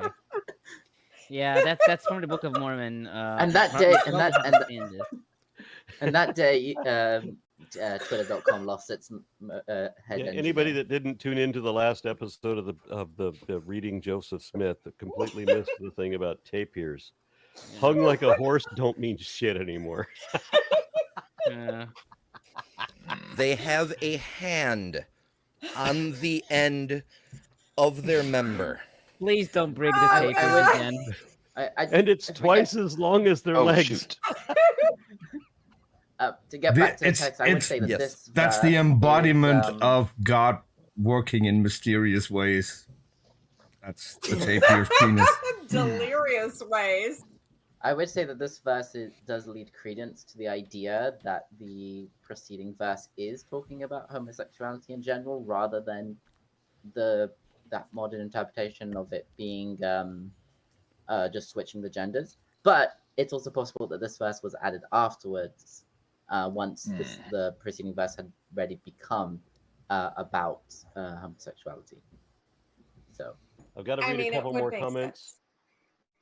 Matt White says homosexuality is not only a form of sex, but also a form of love. And this is from Christopher Hitchens. And then Denum offers £1.99 and says Ezekiel 23:20, looking really sus. We're not reading Ezekiel today, so it's going to take us months to figure out the Years. joke. Couple years. Absolutely at this pace, Yeah. Ezekiel 23:20. I have to say though, a little bit, if the only credit I will ever give Christianity without qualification, the only one, is that because of Christianity's habit of referring to the ancient texts of the Jewish people, aka the Old Testament, that's how we came up with the book in written form, otherwise known as a codex. And that is a remarkable thing. And I will give Christianity credit for that. And only that, bitches. Okay. Well, unless anyone wants the Christian perspective, I'm going to take off a little early, guys. do you want to talk us what you think about this chapter in general? We haven't even gotten to the meat of it yet, which I really think is in the Well, conclusion. I think we all kind of agree, except for on 22. No, I mean, if you got to 22 go, is no, gonna be- I want to know what your opinion about the whole like possession thing is. It's very much The whole- about if you have sex with this woman, you aren't revealing the sex of her husband, you know. Or whoever owns her. Right. It's very, let's just say very patriarchal. Let me just jump It is. through I the agree rest with. of this. I agree with you. I yeah. actually have The I whole have a Bible is comment- quite patriotic, or whatever. you wanna call it. Patriarchal. Yeah. Patriot. Thank Patriarchal. you. Yes, the Israeli Bible is very American. I get it. But I do want to say before I go, Isaac. Yeah. You know, a lot of my view on this goes off of Romans 1. I think that it's a judgment upon a culture, not a particular person, when it comes to having aversions towards the other sex. So in a sense, that's kind of my loophole, where I don't think it's like your fault or anything. That's just not my perspective. Anyway, there's no pretty way to say it, but There's a lot of But there's a lot God better does say that, religious and ways of even though looking it's at it. God's fault. Well, He you must gave you You're both over remember. to their talking, sorry. sins. But, yeah. It's P-Town. I think you should really look at queer Christians and their perspective, particularly on the New Testament versions related to that, because there is a lot of scholarship to back them, and it is a valid position, even if there is some debate. I think There there's a lot to even- be learned in that. But also, for Aaron, we must remember that the creator of millions of shining spheres throughout all the universes, billions of light years apart, who created the entire universe, is terribly, terribly upset when boys kiss because it makes him feel icky. Okay. Thank you very much for that.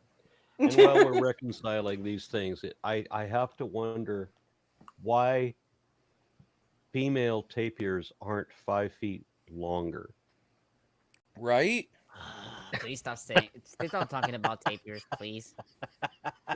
This isn't Z Frank. What's going on over here? Okay, I'm going to read the next few verses Wait, on wait, this. I'm out. I'm out. Goodbye, everybody. All right, bye to P-Town. Just I have the comment on verse 23 here. So first of all, I haven't if we read it might- yet. You I read think you did. 23. You read 23. Don't gaslight me. This is the only instance in chapter 18 where a commandment is addressed to the woman. Elsewhere in the laws, the second person masculine singular form of address is consistently employed. Here the statement speaks of the statement speaks as well of what a woman may not do.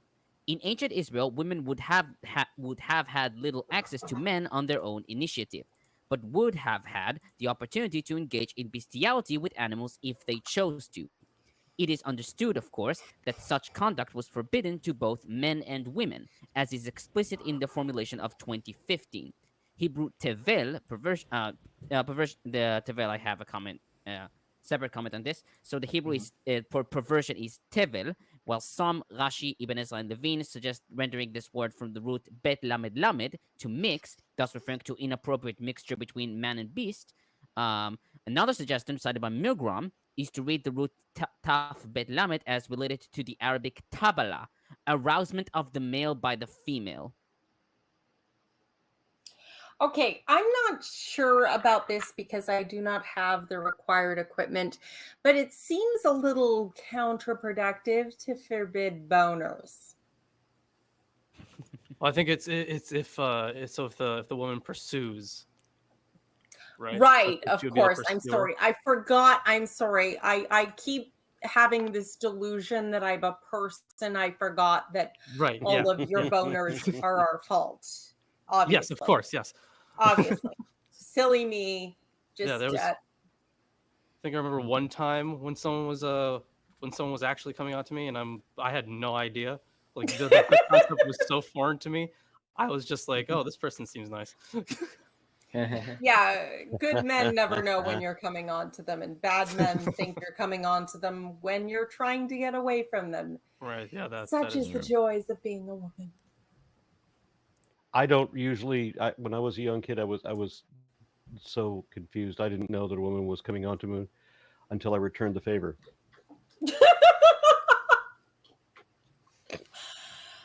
Oh. Verse 24. You can actually Do finish not this, defile your- this what? chapter. You can actually What? finish this chapter. Like, Okay, good. no, not verse Kill by it with verse. fire. Do not defile yourselves in any of these ways, because this is how the nations that I am going to drive out before you became defiled. Even the land was defiled because they like to spill their seed on the dirt. So I punished it for its sin, and the land vomited out its inhabitants. But you must keep my decrees and laws. The native born and the foreigners residing among you must not do any of these detestable things. For all these things were done by the people who lived in the land before you, and the land became defiled, and that's why it smells like that. And if you defile the land, it will vomit you out, as it vomited out the nations that were before you. Everyone who does any of these detestable things, such persons must be cut off from their people. Keep my commandments and do not follow any of the detestable customs that were practiced before you came here, and do not defile yourselves with them. I am the Lord your God. Thus endeth the chapter wherein he says you can't screw a man, regardless who it is. You can't screw your brother's wife, your father's wife, your sister's wife. I'm sorry. your brother's why wife, not? your son's wife, your son's daughter. You can't fuck your children, but it leaves open entirely that you can fuck other people's children. Technically, I doesn't don't have think it ever anything says against that that. you can't fuck your children, which I just noticed that unfortunately- when I said it myself. It says you Yeah. can't fuck your son's or your daughter's children. grandkids. It does not say that you can't fuck your daughters. See, that kind of lawyering is why they Well, had I'm to already- enumerate all the other ones. Yeah, Well, that's and in fairness, the Catholic Church. Is this why who P-Town calls wanted to duck out every as soon as he did? Yes, yes, You it is. could- you- Because the Catholic Church calls every priest father, and they've clearly taken this literally. No, you could no, argue no, that no, no, that's no, covered no, under rape laws. Oh, you Is it? sweet summer Well, Sean. the thing is, right? could argue that. They wouldn't have had like statutory laws. Is the thing. Yeah, because what's the age of consent according to the Bible? It doesn't nine matter. for one? 9 for It's boys, I think. when your and- father May I decides refer to you sell to you? Numbers 30? When we get Oh, there, we I'll haven't remind done Oh, you. that. no, it's 13. Five. It's 13 is the age of consent, technically. When we 13 for get there, boys, I'll 12 for remind you. girls. That sounds like a threat. Yeah, It is. there is an old. I did want to bring up a couple of other like religious interpretations of 22. Like there are better ways for a religious person to think about gay people than like, oh, return to God and become heterosexual and marry a woman. There's a lot better ways of looking into it. There is also an older interpretation that I've seen before, which is like that this verse is actually talking about pederasty, because it uses the word "and with a male," not "and with a man," and so it also uses like the verb is also like implies rape, so it's sometimes seen as that. But then you also have the issue that in Leviticus it says they both get killed, so it doesn't really work that one. In And then the fairness, other one is yeah, you'd have to think Yeah. of women as people with their own intentions and attitudes and desires, and to, consider them as consenting. Yeah, and who wants to think of that? and like yeah, so like there's a more like I guess Who wants to think of that tonight in the shower? Yeah, so the more I guess like let's say with Orthodox Jewish people, not the most ultra Orthodox who don't really think about it at all, and if they do, they'll just think it's icky, whatever. But like if you ask like a modern Orthodox rabbi and stuff, their thing will literally be like someone who is homosexual is not necessarily prohibited from having a relationship with another person of the same sex. Because of the idea that since they are strictly homosexual, it would be like it's kind of like they are considered like a person who doesn't know the law or who is under duress or whatever, and so An innocent. yeah, in a sense that a person that you could say that the law is for people who are bisexual, pansexual, or straight should not have sex with men, because it takes away from, because that there's a positive commandment to be fruitful and multiply, and wasting seed is a thing, and then maybe also like in a social way that they would have thought of it back then as like they need to separate the sexes or whatever. So, ladies, in like follow the law. Only have sex with women and intersex persons and possibly trans persons, but no men of the traditional sense. Oh, that's interesting, because Yeah, the stay Talmud away does from bring me. up. So the verse one of the interesting things about verse 22 is it says the lyings of a woman. So it's plural. So why is it plural? According to the interpretation Lawrence brought up, it means all of these lyings that we've mentioned. But there, even the Talmud talks about this, and it says this is to include anal sex with a man and vaginal sex with a man. What? Because in the Talmud they talk about different types of intersex people. And Trans people are valid and deserve inclusion. Yes, in Hell the yeah. in Jewish writings, as far back as the Talmud, there is mention of 6 different gender roles, maybe, rather than gender identities. You have You're male, telling female. me that in the Talmud, Yes. you have 6 different gender roles.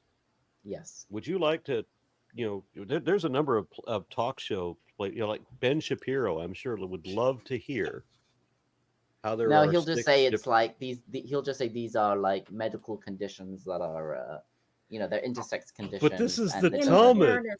In fairness, Yeah. speaking on behalf of all women, including intersex and trans women, Ben Shapiro makes a desert between our legs. Even his own Yeah. wife's legs. Yeah, he's an evangelical Jew at this point. He's Ugh. he's not necessarily going to care that much. Yeah, the Talmud mentions a male, a female, androgynous, which comes from the Greek androgynous, male, female, which means a person with an intersex person who looks as if they have a mixture or both genitalia, and then there's also a tumtum, which is a person of uncertain characteristics, meaning that it's almost like they're covered over, and you can't tell if they are male or female underneath, but they could at some point develop into one or the other. And there are medical conditions that we know of. I think there's like a village in Africa somewhere. I can't remember what country it was.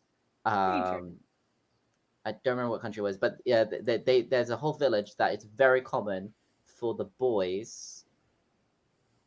Actually, no, is it the girls? I don't remember to not to develop any. I don't know that their genitalia is not like characteristics. More or less when they hit puberty, they develop either a penis or a vagina. I can't remember what it is. Oh, it's like the differentiation that happens normally during pregnancy happens only at puberty. I need to see links on that. Yeah, Oh, that's like the guivaderche. Fuck, I can't say yes. it. Yeah. Yeah, which is I think it comes from French or something. So it must be a French speaking. They're known in the Dominican Republic as well. That's where that particular name comes from, but it's the same phenomenon. Maybe it is the Dominican Republic then. Yeah. So that's so it's a similar idea, and then there's another two which are more like boys and girls that don't develop sexual parts at puberty. So everybody until they're like 12, they're named either Chris or Pat. The technical name for this is Ailonit, I believe. Yeah. But he's talking about that case with that village. Yeah, they're all little boys, and then at puberty, some of them become girls. And it's a very interesting case for trans identity. Because what's the word? They're brought up as boys, but they know they're girls. Good. Yeah, and they have all the confidence of being told that their voice is worth hearing. Well, how do they know that? I mean, is it just something that they feel innately within themselves? I mean, yeah, it's their gender identity that doesn't match their body, but they are technically. I mean, if trans means doesn't identify with the sex assigned at birth, they're not assigned that they don't identify with that sex assigned at birth, but phenotypically they would match their gender identity. So it's difficult. I have heard. Yeah, you wouldn't necessarily call them trans. I have heard of trans people being identified with intersex, which makes a certain amount of sense depending on how you view it. But again, it's complicated. I think we're too married to the idea that the simple version of something it's female to male. Yeah, the simple version of something that we first understood is because how the whole guivadoce story means penis at 12. So they start as girls, and then sometimes they grow a penis. Sometimes they grow a penis. Good for them. That is fascinating. But I do need to see a link about that. Yeah, so it's someone posted a comment. Guavadoces is like Guavedoces. Yeah, it's very interesting. There is a video about it. The village of. Somebody email me. What? Don't make me Google it. Okay. I'll find the video and send it to you. We've got links to kind of bring. Sent me a link at one point, but I have so many links saved, I can't find it. Yeah, it's also possible that in ancient times a eunuch would have been considered its own gender. Yeah, there's eunuch, and then there's the two-spirit in Native American culture. Yeah. So to kind of bring it back to biblical stuff before we close out, one of the things I noticed in these sections was that when they're talking about the land, they say it in the past tense, like this is what they did, and then they were spewed out. It's all a past tense sort of thing. So I don't know if you if Tomer and Isaac what the Hebrew says, but like it would, if it's assuming that these people have already been thrown or cast out of the land or the land threw them out, then it would kind of be really weird, considering that at this point in the narrative, they still haven't gotten to the land. The people are still there. Yeah. And even at the very beginning of the chapter, they're like, these are the rules that you will follow when you get to this place. So Oh, good. yeah, so it's real. So So you yeah, could still what are fuck the your mother in the desert. Yay. well, the thing is, what are these in the past tense? Did the land already spew them out? Is what I'm asking for the Hebrew. I think it's 28. Yeah. לא תקיע הארץ אתכם בטמאכם אותה כאשר קאה את הגוי אשר לפניכם. קאה. If you defile the land, it will vomit you out I as think, it vomited well, the out JPS those nations as- before you. Well, yeah, the JPS renders it as it spewed out the nation that came before you. So in Yeah, ka'a, it is I singular. think it is. It's past tense and singular. Yeah, Ka'a I think is, maybe. he was spewed out, and sorry, yeah. Right. So I even think though it at this could be the point, land, it could be saying the land spewed out. So right, the land spewed them out. I ka'a. get that, right? But so the But- singular But makes it's sense in the past. but That's the point. in the Yeah, past, right? ka'a, yeah. Okay. So yeah, it's very. Lawrence, I got a question. Go ahead. What would the topic be between you and Francesca? I have no idea. It could be a million things. Oh my god. Give me an option of like 5. Give me a list Option of of 5. Okay. I guess Not right now. okay, Think okay. about it. Okay, we'll do. Email me a list of 5. I will forward the email. I will see what I can do. I want to see this conversation. All right, I appreciate that. I will do that. My final comment on this is about verses 24 to 30. So Paran comments, the idea of expelling the inhabitants of the land due to their sin is mentioned for the first time in Genesis 15:16. For the iniquity of the Amorites is not yet complete. Yet their iniquity has not been explained. But for the Canaanites, we find 2 explanations. The first here in the Holiness Code, and the second in Deuteronomy. In the Holiness Code, the fornication acts of the Canaanites are called to'evot, abominations, or chukot ha-to'evot, abhorrent practices in verse 30. According to this view, the laws of the Canaanites came to them because of this type of moral transgression. In contrast, to'avot ha-goim, abhorrent practices of the nations, or ha-to'avot ha'ele, these abhorrent things mentioned in Deuteronomy 18 verses 9 to 12, are magic acts. A long segment in Deuteronomy is dedicated to the war on magic and its absorption, as seen in 18 verses 9 to 22. And there's a long list of magic acts which are forbidden for the nation of Israel. According to Deuteronomy, quote, it is because of these abhorrent things that the Lord your God is dispossessing them before you, end quote. Okay, I found the link. It's from pbs.org. It's a list of all the gender diverse cultures. Well, maybe not all of them, but quite a few of them. It'll show you a map of the world, and there'll be little pins, and as you mouse over them, you can get information about all the different cultures, including the Guivaderches. Yeah. Thank you very much Excellent. for that. And it's worth noting, particularly as someone who is raised Christian, and I will never be able to do enough mea culpa for that. The Christian worldview just crushed many indigenous cultures who had diverse views of gender and sexuality.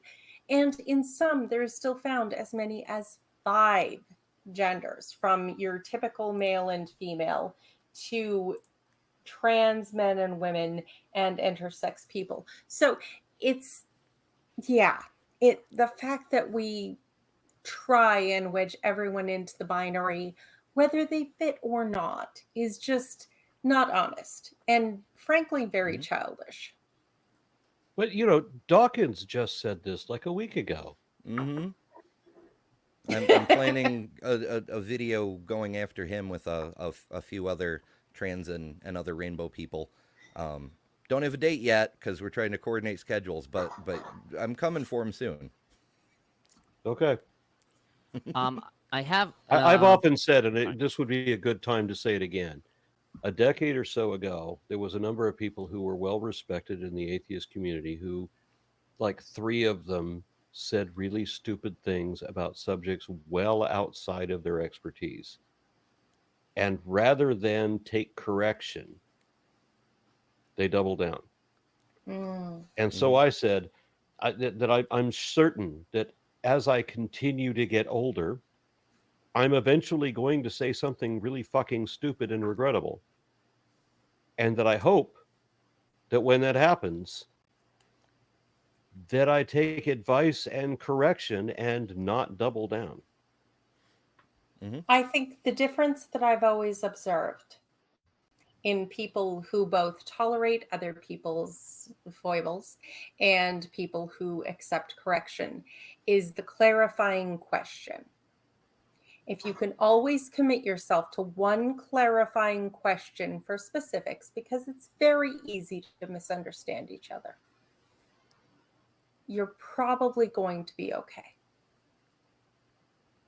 Yeah, like I think it would be one thing if Dawkins was like, oh, there are two gametic sexes. That would be one thing.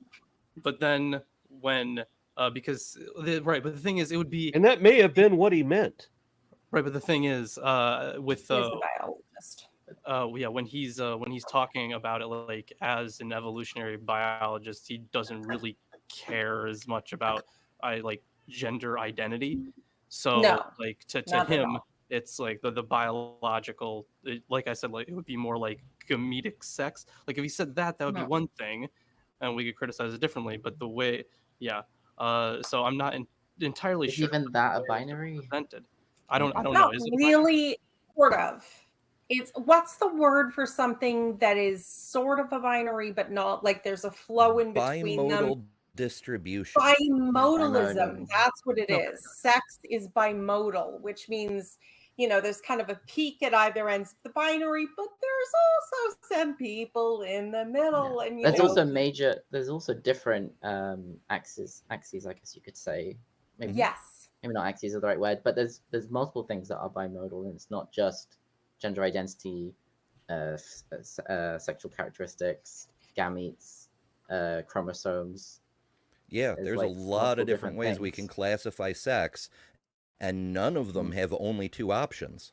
Yeah, that's what I was saying.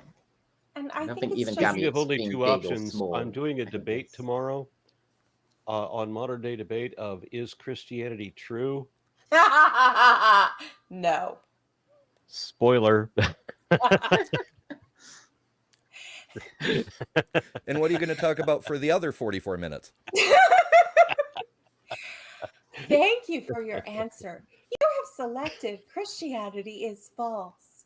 In order to clarify your answer, please choose from one of the following options. Is that what you do for a living? That's what you should do for a living. That's the Well- audition for the audiobook narration she was talking about earlier. It's Yes. actually, in fairness, I have two objections to Christianity specifically, because that is what I was raised with. One is that it is false, and two is that it is evil. And each of them has a complete subset of variations and questions and ideas that I have thoroughly explored because I stuck with it for as long as one reasonably could. Let's just say I'm a very faithful woman, and I regret that. But Isit Taleb, it is to be.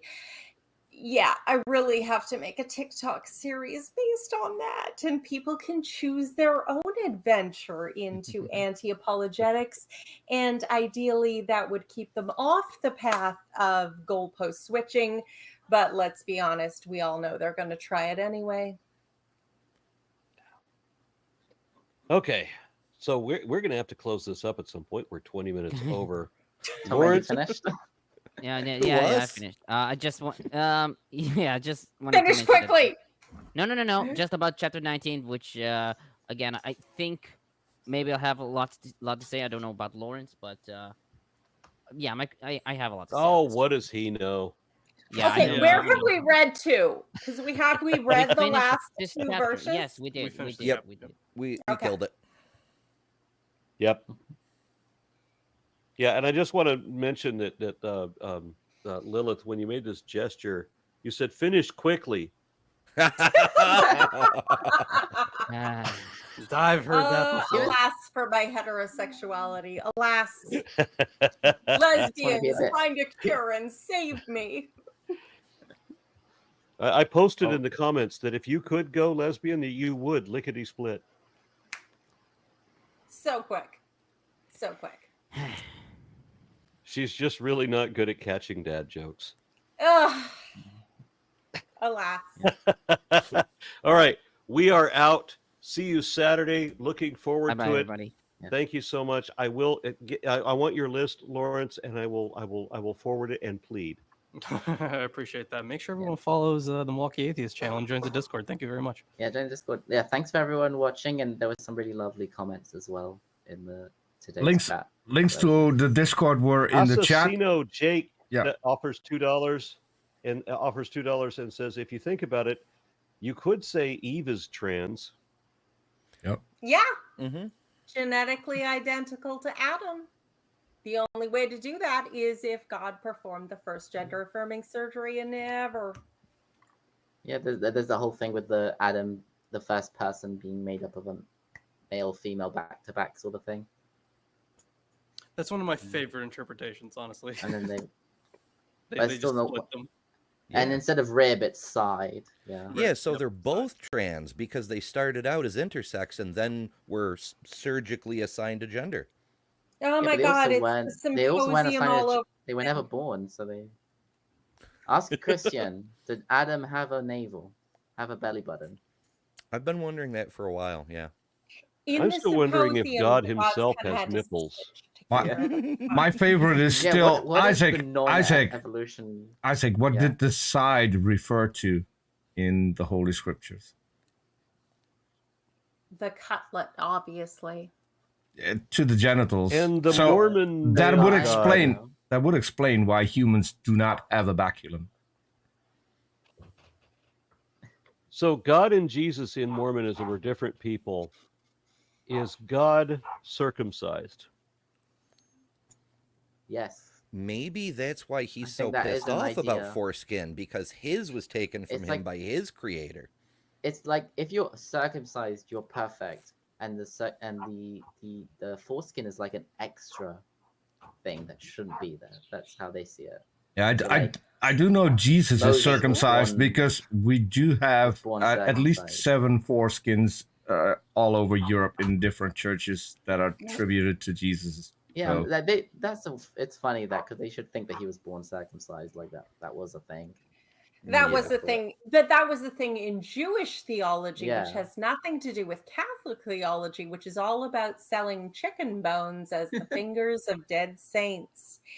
Chicken which, bones and pork scratchings. yeah, absolutely. Hey, Canterbury Tales is built on this all the way back to Chaucer. So, as early as there are records in anything resembling English, the Catholic Church was always full of shit. Shock. All right. Shock and awe. Bye, everyone. See ya. Live young and prosper.